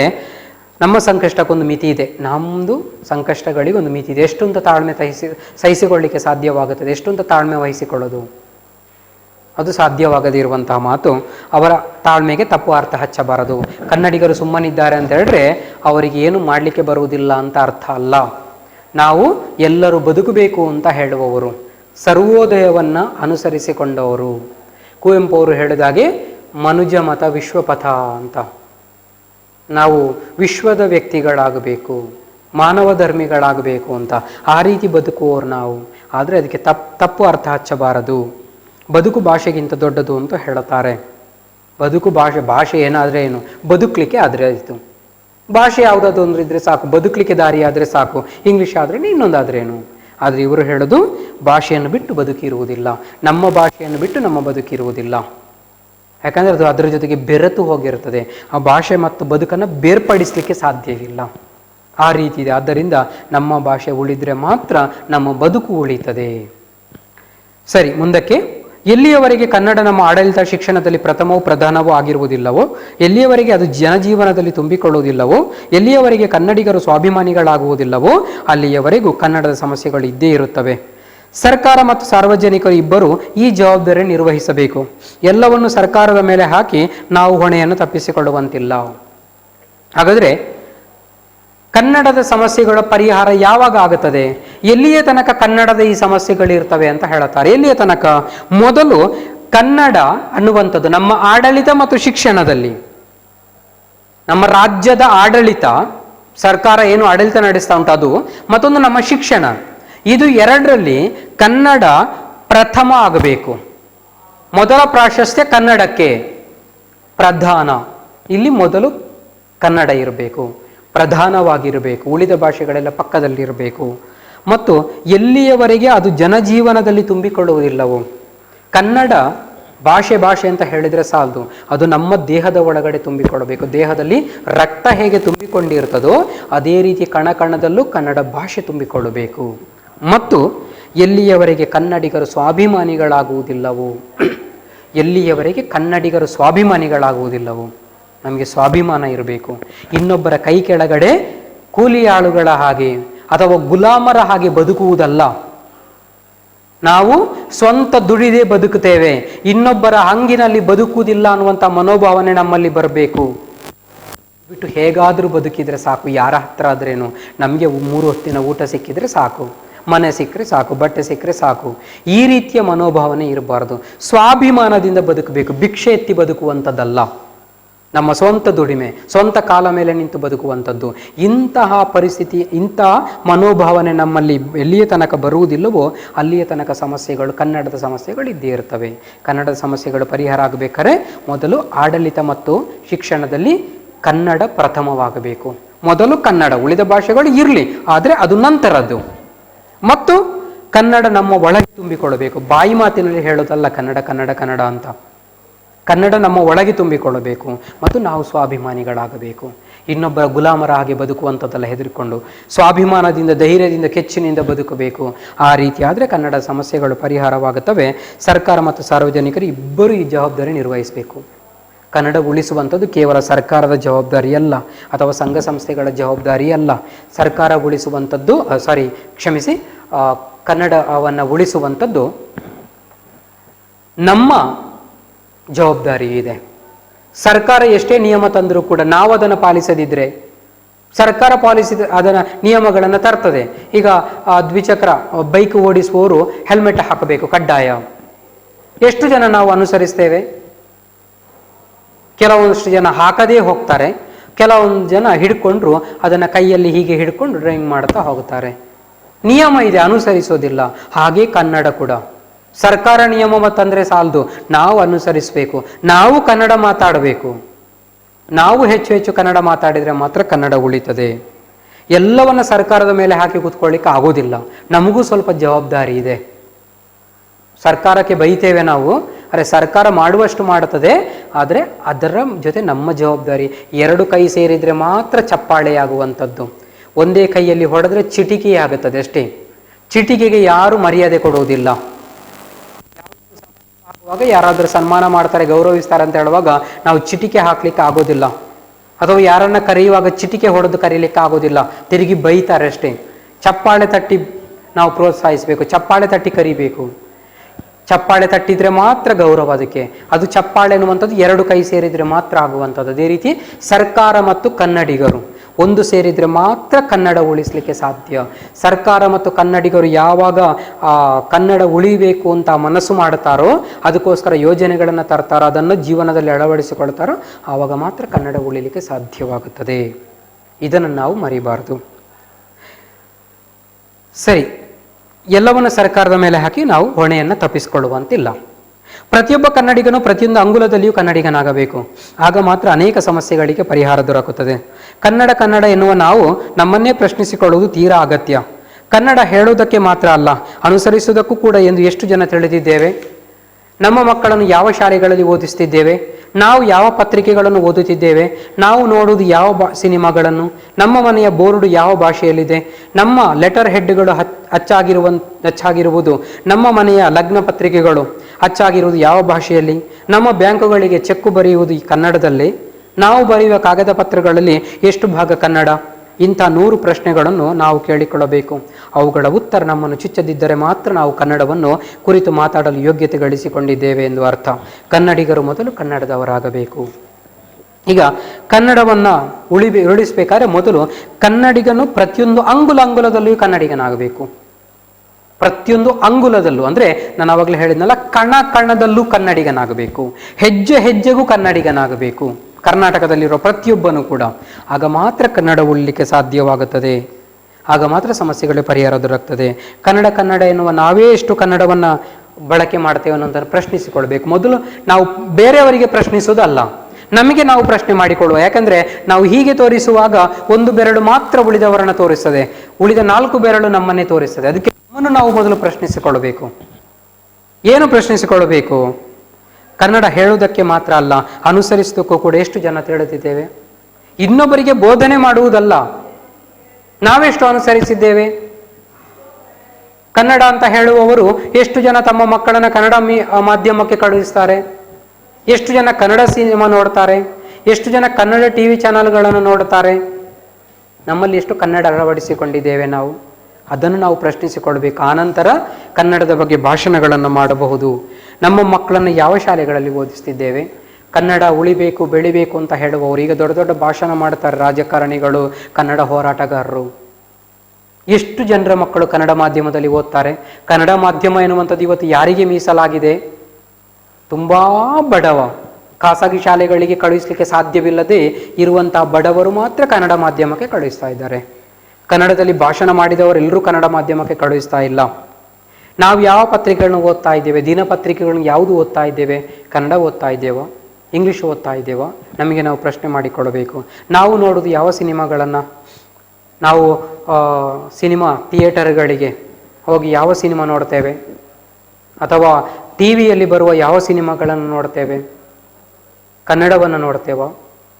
ಅಥವಾ ಬೇರೆ ಭಾಷೆಯ ಸಿನಿಮಾವನ್ನೇ ನೋಡ್ತೇವಾ? TV ಗಳಲ್ಲಿ ನೋಡುವಾಗ ಯಾವ ಚಾನಲ್ಗಳನ್ನು ನೋಡ್ತೇವೆ? ಕನ್ನಡವ ಅಥವಾ ಉಳಿದ ಭಾಷೆದ? ಪ್ರಶ್ನೆ ನಾವು ಕೇಳಿಕೊಳ್ಬೇಕು. ನಮ್ಮ ಮನೆಯ ಬೋರ್ಡು ಯಾವ ಭಾಷೆಯಲ್ಲಿದೆ? ನಮ್ಮ ಮನೆಯ ಎದುರುಗಡೆ ಸಣ್ಣ ಬೋರ್ಡ್ ಹಾಕಿರ್ತೇವೆ, ನಾಮಫಲಕ ಹಾಕಿರ್ತೇವೆ. ಎಷ್ಟು ಜನ ಕನ್ನಡದಲ್ಲಿ ಹಾಕಿರ್ತಾರೆ? ಅದೂ ಇಂಗ್ಲೀಷ್ನಲ್ಲಿ ಇರ್ತದೆ. ಹಾಗಿರ್ಬೇಕಾದ್ರೆ ನಾವು ಕನ್ನಡದಕ್ಕೆ ಮಾತಾಡಲಿಕ್ಕೆ ಏನು ಯೋಗ್ಯತೆ ಇದೆ ನಮಗೆ? ನಮ್ಮ ಲೆಟರ್ ಹೆಡ್ಗಳು ಅಚ್ಚಾಗಿರುವುದು ಯಾವುದು? ನಮ್ಮ ಒಂದು ನಾವು ಕೊಡುವಂಥ ಪತ್ರಗಳು, ನಮ್ಮ ಬಯೋಡಾಟಾಗಳಿರ್ಬೋದು, ನಮ್ಮ ಪರಿಚಯ ಪತ್ರಗಳಿರ್ಬೋದು, ಇದೆಲ್ಲವೂ ಯಾವುದರಲ್ಲಿ ಅಚ್ಚಾಗಿರುತ್ತದೆ? ನಮ್ಮ ಮನೆಯ ಲಗ್ನ ಪತ್ರಿಕೆಗಳು ಅಚ್ಚಾಗಿರೋದು ಯಾವ ಭಾಷೆಯಲ್ಲಿ? ಇದನ್ನು ನಾವು ಗಮನಿಸಬೇಕು. ಎಷ್ಟು ಕಡೆಗಳಲ್ಲಿ ನಾವು ಇವತ್ತು ನೋಡ್ತೇವೆ. ಮದುವೆಯಾಗುವ ವ್ಯಕ್ತಿಗೆ ಇಂಗ್ಲಿಷ್ ಬಾರದಿದ್ರೂ ಅವನ ಮದುವೆ ಕಾಗದ ಇಂಗ್ಲಿಷ್ನಲ್ಲಿ ಇರ್ತದೆ. ಮದುವೆ ಕಾಗದವನ್ನು ಕೊಡ್ತಾ ಬರ್ತೇವೆ. ಎಷ್ಟೋ ಜನಕ್ಕೆ ಓದಲಿಕ್ಕೆ ಬರೋದಿಲ್ಲ ಇಂಗ್ಲಿಷ್, ಅಂಥವರಿಗೂ ಇಂಗ್ಲೀಷಲ್ಲಿ ಮುದ್ರಿಸಿ ಕೊಟ್ಟು, ಈಗ ಅದೊಂದು ಫ್ಯಾಷನ್ ಆಗಿಬಿಟ್ಟಿದೆ ಇಂಗ್ಲೀಷ್ನಲ್ಲಿ ಮದುವೆ ಕಾಗದ ಮುದ್ರಿಸುವಂಥದ್ದು. ಯಾರಿಗೆ ಬೇಕು? ಯಾಕೆ ಬೇಕು? ಮದುವೆ ಕಾಗದ ಇರುವುದು ಯಾಕೆ? ಕಾಗದ ಕೊಟ್ಟ ಮೇಲೆ ಅದನ್ನು ಓದಿ ಅವರು ಅರ್ಥ ಮಾಡಿಕೊಳ್ಬೇಕು. ಎಲ್ಲಿ ಮದುವೆ, ಎಷ್ಟು ಹೊತ್ತಿಗೆ ಮದುವೆ, ಯಾವ ದಿನಾಂಕ, ಯಾವ ವಾರ, ಅದನ್ನು ಇಂಗ್ಲೀಷಲ್ಲಿ ಅಚ್ಚಾಗಿರೋ ಓದಲಿಕ್ಕೆ ಬರುವುದಿಲ್ಲ. ಇನ್ನು ಯಾವ ಪುರುಷಾರ್ಥಕ್ಕೆ ಮದುವೆ ಕಾಗದ ಕೊಡಬೇಕು? ಆದರೂ ಇಂಗ್ಲೀಷ್ ಬೇಕು. ಮದುಮಗನಿಗೂ ಇಂಗ್ಲೀಷ್ ಬರೋದಿಲ್ಲ, ಮದುಮಗಳಿಗೂ ಇಂಗ್ಲೀಷ್ ಬರೋದಿಲ್ಲ, ಅವರ ಅಪ್ಪ ಅಮ್ಮನಿಗೂ ಬರೋದಿಲ್ಲ. ಕೊನೆಗೆ ಯಾರಿಗೆ ತಗೊಂಡೋಗಿ ಲಗ್ನ ಪತ್ರಿಕೆ ಕೊಡ್ತೇವೋ ಅವರಿಗೂ ಇಂಗ್ಲೀಷ್ ಬರೋದಿಲ್ಲ. ಆದರೆ ಲಗ್ನ ಪತ್ರಿಕೆ ಮಾತ್ರ ಇಂಗ್ಲೀಷ್ನಲ್ಲೇ ಇರಬೇಕು. ಇದು ವ್ಯಾಮೋಹ. ಯಾವ ಪುರುಷಾರ್ಥ? ಇದನ್ನೇ ಅವರು ಹೇಳಿದ್ದು ಪ್ರತಿಷ್ಠೆಯಾಗಿದೆ ಅಂತ. ಇವತ್ತು ನಮಗೆ ಆಗಬೇಕಾದ ಕೆಲಸಕ್ಕಿಂತ ಮುಖ್ಯವಾಗಿ ಪ್ರತಿಷ್ಠೆ. ನಾನು ಇಂಗ್ಲೀಷಲ್ಲಿ ಮದುವೆ ಕಾಗದ ಮುದ್ರಿಸಿದ ಮಾತ್ರಕ್ಕೆ ದೊಡ್ಡ ವ್ಯಕ್ತಿ ಆಗುತ್ತೇನೆ. ಇದು ಮೂರ್ಖತನ, ಮೂಢನಂಬಿಕೆಯೂ ಅಲ್ಲ, ಮೂರ್ಖ ನಂಬಿಕೆ. ಇದನ್ನು ನಾವು ಅರ್ಥ ಮಾಡಿಕೊಳ್ಳಬೇಕಾಗಿದೆ. ನಾವು ಬ್ಯಾಂಕ್ಗಳಿಗೆ ಚೆಕ್ ಬರೆಯುವುದು ಕನ್ನಡದಲ್ಲಿ. ಯಾವತ್ತಾದರೂ ಒಬ್ಬರಾದರೂ ಬ್ಯಾಂಕಿನಲ್ಲಿ ಇಂಗ್ಲೀಷ್ ಬಿಟ್ಟು ಕನ್ನಡದಲ್ಲಿ ಚೆಕ್ ಬರೆದಿದ್ದೇವ? ಅದು ಬಿಡಿ. ಬ್ಯಾಂಕ್ಗಳಿಗೆ ಹೋದಾಗ ATMಗಳಿರ್ತವೆ. ಆ ATMಗಳಲ್ಲಿ ಭಾಷೆಯನ್ನು ಆಯ್ಕೆ ಮಾಡಿಕೊಳ್ಳಿ ಅಂತ ಇರ್ತದೆ. ಎಷ್ಟು ಜನ ಅಲ್ಲಿ ಕನ್ನಡವನ್ನು ಆಯ್ಕೆ ಮಾಡಿಕೊಳ್ಳುತ್ತೇವೆ? ಸಾಧ್ಯವೇ ಇಲ್ಲ. ಅಥವಾ ನಮ್ಮ ಮೊಬೈಲ್ಗಳಿರ್ತವೆ, ಅಲ್ಲಿ ಕನ್ನಡ ಅಳವಡಿಸಿಕೊಳ್ಳಿಕ್ಕೆ ಸಾಧ್ಯ. ಎಷ್ಟು ಜನರ ಇವತ್ತು ಯಾವುದೇ ನಾವು ಅಪ್ಲಿಕೇಶನ್ಗಳಿದ್ರೆ ಅದೆಲ್ಲದರಲ್ಲಿ ಕನ್ನಡ ಇದೆ. ಹೆಚ್ಚಿನದರಲ್ಲಿ ಸೋಷಿಯಲ್ ಮೀಡಿಯಾಗಳಲ್ಲಿ ಕನ್ನಡ ಇದೆ, ಫೇಸ್ಬುಕ್ಕಲ್ಲಿ ಕನ್ನಡ ಇದೆ, ವಾಟ್ಸಪ್ಪಲ್ಲಿ ಕನ್ನಡ ಇದೆ, ಅಥವಾ ಕನ್ನಡ ಟೈಪಿಂಗ್ ಅಪ್ಲಿಕೇಶನ್ಗಳಿವೆ, ಕನ್ನಡದಲ್ಲೇ ಟೈಪ್ ಮಾಡಲಿಕ್ಕೆ ಆಗುತ್ತದೆ. ಎಷ್ಟು ಜನ ಬಳಕೆ ಮಾಡುತ್ತೇವೆ? ಬ್ಯಾಂಕಿಂಗ್ ಅಪ್ಲಿಕೇಶನ್ಗಳಿರ್ತವೆ, ಬ್ಯಾಂಕಿಂಗ್ ಆ್ಯಪ್ಗಳು, ಅದರಲ್ಲಿ ಕನ್ನಡ ಬರ್ತವೆ, ಬಳಕೆ ಮಾಡುತ್ತೇವಾ? ಇಲ್ಲ. ಇನ್ನು ಯಾಕೆ ಕನ್ನಡದ ಬಗ್ಗೆ ಮಾತನಾಡಬೇಕು? ನಾವು ಯಾವ ಪುರುಷಾರ್ಥಕ್ಕೆ ಕನ್ನಡದ ಬಗ್ಗೆ ಮಾತನಾಡಬೇಕು? ನಾವು ಬರೆಯುವ ಕಾಗದ ಪತ್ರಗಳು ಎಷ್ಟು ಭಾಗ ಕನ್ನಡ? ಮಾತನಾಡುವ ಭಾಷೆಯಲ್ಲೇ ಎಷ್ಟು ಭಾಗ ಕನ್ನಡ? ಇವತ್ತು 10 ವಾಕ್ಯ ಮಾತನಾಡಿದರೆ ಅದರಲ್ಲಿ 6-7 ವಾಕ್ಯದ ಇಂಗ್ಲೀಷಲ್ಲೇ ಇರುತ್ತದೆ, ಕನ್ನಡದಲ್ಲಿ ಇಲ್ಲ. ದೊಡ್ಡ ದೊಡ್ಡ ಕನ್ನಡಕ್ಕೋಸ್ಕರ ಹೋರಾಟ ಮಾಡುತ್ತಾರೆ ಕೆಲವರು. ಅವರು ಮಾತನಾಡುವ ಭಾಷೆಯನ್ನು ನೋಡಿ. ಸಿನಿಮಾಗಳಲ್ಲಿ ಕನ್ನಡದ ಬಗ್ಗೆ ದೊಡ್ಡ ದೊಡ್ಡ ಡೈಲಾಗ್ಗಳನ್ನು ಹೊಡಿತಾರೆ. ಸಿನಿಮಾ ಬಿಟ್ಟು ಹೊರಗಡೆ ಬಂದಾಗ ಅವರು ಮಾತನಾಡುವ ಭಾಷೆ ನೋಡಿ. ಸಿನಿಮಾ ನಟಿಯರು ಇರ್ತಾರೆ, ಅವರು ಮಾತನಾಡುವ ಭಾಷೆ ನೋಡಿ. ಎಷ್ಟು ಭಾಗ ಅದರಲ್ಲಿ ಕನ್ನಡ, ಎಷ್ಟು ಭಾಗ ಇಂಗ್ಲೀಷ್. ಆದರೆ ಬಂದು ಭಾಷಣ ಬಿಗಿತಾರೆ. ಕನ್ನಡ ರಾಜ್ಯೋತ್ಸವ ಬಂದರೆ ಭಾಷಣ ಬಿಗಿತಾರೆ. ಯಾವ ಪುರುಷಾರ್ಥಕ್ಕೆ? ಇಂತಹ 100 ಪ್ರಶ್ನೆಗಳನ್ನು ನಮಗೆ ನಾವು ಕೇಳಿಕೊಳ್ಬೇಕು. ಈ ಪ್ರಶ್ನೆಗಳನ್ನು ಕೇಳಿಕೊಂಡಾಗ, ಈ ಪ್ರಶ್ನೆಗಳು ನಮಗೆ ಚುಚ್ಚದಿದ್ದರೆ ಮಾತ್ರ ಕನ್ನಡದ ಬಗ್ಗೆ ಮಾತನಾಡುವ ಯೋಗ್ಯತೆ ನಮಗಿದೆ. ಒಂದು ವೇಳೆ ಚುಚ್ಚಿದ್ರೆ ನಾವು ಕನ್ನಡದ ಬಗ್ಗೆ ಮಾತನಾಡಲಿಕ್ಕೆ ಹೋಗಬಾರದು. ಅಂದರೆ ನಾವು ಇಲ್ಲೆಲ್ಲ ಇಂಗ್ಲೀಷನ್ನೇ ಬಳಕೆ ಮಾಡ್ತಾ ಇದ್ರೆ, ನಮ್ಮ ಮನೆಯ ಬೋರ್ಡ್ ಇಂಗ್ಲೀಷಲ್ಲಿದ್ದರೆ, ನಮ್ಮ ಮನೆಯ ಲಗ್ನ ಪತ್ರಿಕೆ ಇಂಗ್ಲೀಷ್, ನಮ್ಮ ಮನೆಯಲ್ಲಿ ಅಚ್ಚು ಮಾಡುವ ಈಗ ಮದುವೆ ಕಾಗದ ಇಂಗ್ಲೀಷ್ನಲ್ಲಿದ್ದರೆ, ನಾವು ಚೆಕ್ ಬರೆಯೋದು ಇಂಗ್ಲೀಷ್ನಲ್ಲಿ ಆದರೆ, ನಮ್ಮ ಮಕ್ಕಳು ಓದೋದು ಇಂಗ್ಲೀಷ್ ಮೀಡಿಯಂನಲ್ಲಿ ಆದರೆ, ನಾವು ಓದುವ ಪೇಪರ್ ಇಂಗ್ಲೀಷ್ನದ್ದಾದರೆ ನಾವು ಕನ್ನಡದ ಬಗ್ಗೆ ಮಾತನಾಡುವ ಯೋಗ್ಯತೆ ನಮಗಿಲ್ಲ. ನಮಗೆ ಕನ್ನಡದ ಬಗ್ಗೆ ಮಾತನಾಡಬೇಕಾದ್ರೆ, ಯೋಗ್ಯತೆ ಇರಬೇಕಾದ್ರೆ ಮೊದಲು ಈ ರೀತಿಯ ಇದನ್ನು ನಾವು ಅಳವಡಿಸಿಕೊಳ್ಬೇಕು ಕನ್ನಡವನ್ನು. ಆಗ ಮಾತ್ರ ಸಾಧ್ಯ, ಆಗ ಮಾತ್ರ ನಮಗೆ ಯೋಗ್ಯತೆ ಇದೆ ಅಂತ ಅರ್ಥ ಕನ್ನಡದ ಬಗ್ಗೆ ಮಾತನಾಡಲಿಕ್ಕೆ. ಮೊದಲು ನಾವು ಕನ್ನಡಿಗರಾಗಬೇಕು. ಇನ್ನೊಬ್ಬರಿಗೆ ಹೇಳುವ ಮೊದಲು ನಾವು ಕನ್ನಡಿಗರಾಗಬೇಕು. ನಾವೆಷ್ಟು ಕನ್ನಡಿಗರಾಗಿದ್ದೇವೆ ಅಂತ ತಿಳ್ಕೊಳ್ಬೇಕು. ಆದ್ದರಿಂದ ಪ್ರತಿಯೊಬ್ಬರೂ ಅವನು ಕನ್ನಡಿಗನಾಗಿದ್ರೆ ಮಾತ್ರ ಕನ್ನಡ ಉಳಿಲಿಕ್ಕೆ ಸಾಧ್ಯವಾಗುತ್ತದೆ. ಅದಕ್ಕೆ ಲೇಖಕರು ಹೇಳುವಂಥದ್ದು ಮೊದಲು ನಾವು ಕನ್ನಡಿಗರಾಗಬೇಕು, ಇನ್ನೊಬ್ಬರಿಗೆ ಮತ್ತೆ ಪಾಠ ಹೇಳಬೇಕು. ಹಾಗೆ ಕನ್ನಡ ನಮ್ಮ ಕಣಕಣದಲ್ಲಿ ಬೆರೆತುಕೊಳ್ಬೇಕು. ಹೀಗೆ ಕನ್ನಡಕ್ಕೆ ಅನೇಕ ಸಮಸ್ಯೆಗಳಿವೆ ಕರ್ನಾಟಕದಲ್ಲಿ. ಈ ಸಮಸ್ಯೆಗಳಿಗೆ ನಾವೂ ಕಾರಣರು. ಯಾರೋ ಒಬ್ಬರನ್ನು ದೂರಿ ಪ್ರಯೋಜನ ಇಲ್ಲ, ಪ್ರತಿಯೊಬ್ಬನೂ ಕಾರಣಕರ್ತ. ಆದ್ದರಿಂದ ಪ್ರತಿಯೊಬ್ಬರಿಗೂ ಜವಾಬ್ದಾರಿ ಇದೆ ಕನ್ನಡವನ್ನು ಉಳಿಸುವಂಥದ್ದು. ಮೊದಲು ಕರ್ನಾಟಕದಲ್ಲಿರುವ ನಾವು ಕನ್ನಡವನ್ನು ಬಳಸಬೇಕು. ಆಗ ಕನ್ನಡ ತನ್ನಿಂತಾನೇ ಬೆಳೆಯುತ್ತದೆ. ಒಂದು ಭಾಷೆ ಬೆಳೆಯುವಂಥದ್ದು ಬಳಕೆ ಮಾಡಿದಾಗ, ಒಂದು ಭಾಷೆ ಕಲಿಯುವಂಥದ್ದನ್ನು ಬಳಕೆ ಮಾಡಿದಾಗ, ಯಾವಾಗ ಭಾಷೆಯನ್ನು ಬಳಕೆ ಮಾಡುವುದಿಲ್ಲವೋ ಅದು ಬೆಳಿಲಿಕ್ಕೆ ಸಾಧ್ಯವೇ ಇಲ್ಲ. ಆದ್ದರಿಂದ ಕನ್ನಡ ಬೆಳಿಬೇಕಾದ್ರೆ ಕನ್ನಡವನ್ನು ಬಳಕೆ ಮಾಡಬೇಕು. ಅದು ಬಿಟ್ಟು ಭಾಷಣ ಮಾಡಿದರೆ ಕನ್ನಡ ಬೆಳೆಯೋದಿಲ್ಲ. ಯಾವುದೋ ಒಂದು ಗಿಡಕ್ಕೆ ಗೊಬ್ಬರವನ್ನು ತಗೊಂಡೋಗಿ ತೋರಿಸಿದ್ರೆ ಅದು ಬೆಳೆಯೋದಿಲ್ಲ, ಅದರ ಬುಡಕ್ಕೆ ಹಾಕಬೇಕು. ಅದೇ ರೀತಿ ಕನ್ನಡವನ್ನು ನಾವು ಬಳಕೆ ಮಾಡಬೇಕು, ಆಗ ಮಾತ್ರ ಕನ್ನಡ ಬೆಳೀಲಿಕ್ಕೆ ಸಾಧ್ಯ. ಈ ರೀತಿ ಮಾಡಿದರೆ ನಾವು ಕನ್ನಡವನ್ನು ಕಟ್ಟುವಂಥ ಕೆಲಸವನ್ನು ಮಾಡಿದ ಹಾಗೆ. ಅದಕ್ಕೆ ನಾವು ಪ್ರತಿಯೊಬ್ಬರೂ ಕೂಡ ಕನ್ನಡವನ್ನು ಕಟ್ಟುವ ಕೆಲಸವನ್ನು ಮಾಡಬೇಕು. ಕನ್ನಡವನ್ನು ಕಟ್ಟುವವರು ನಾವಾಗಬೇಕನ್ನುವಂಥದ್ದು ಹಾಮನಾಯಕ್ ಅವರ ಸಂದೇಶವಾಗಿದೆ. ಅಲ್ಲಿಗೆ ಈ ಕನ್ನಡವನ್ನು ಕಟ್ಟುವ ಕೆಲಸ ಪಾಠವ ಮುಕ್ತಾಯವಾಯಿತು. ಈ ರೀತಿ ಕನ್ನಡವನ್ನು ಉಳಿಸಿ ಬೆಳೆಸಲಿಕ್ಕೆ ನಾವು ನಮ್ಮ ಒಂದಷ್ಟು ಪ್ರಯತ್ನವನ್ನು ಕೂಡ ಮಾಡಬೇಕಾಗಿದೆ. ಇದರೊಂದಿಗೆ ಈ ಪಾಠವನ್ನು ಮುಗಿಸ್ತಾ ಇದ್ದೇನೆ. ಧನ್ಯವಾದಗಳು. Don't forget to like our video and subscribe our YouTube channel for all the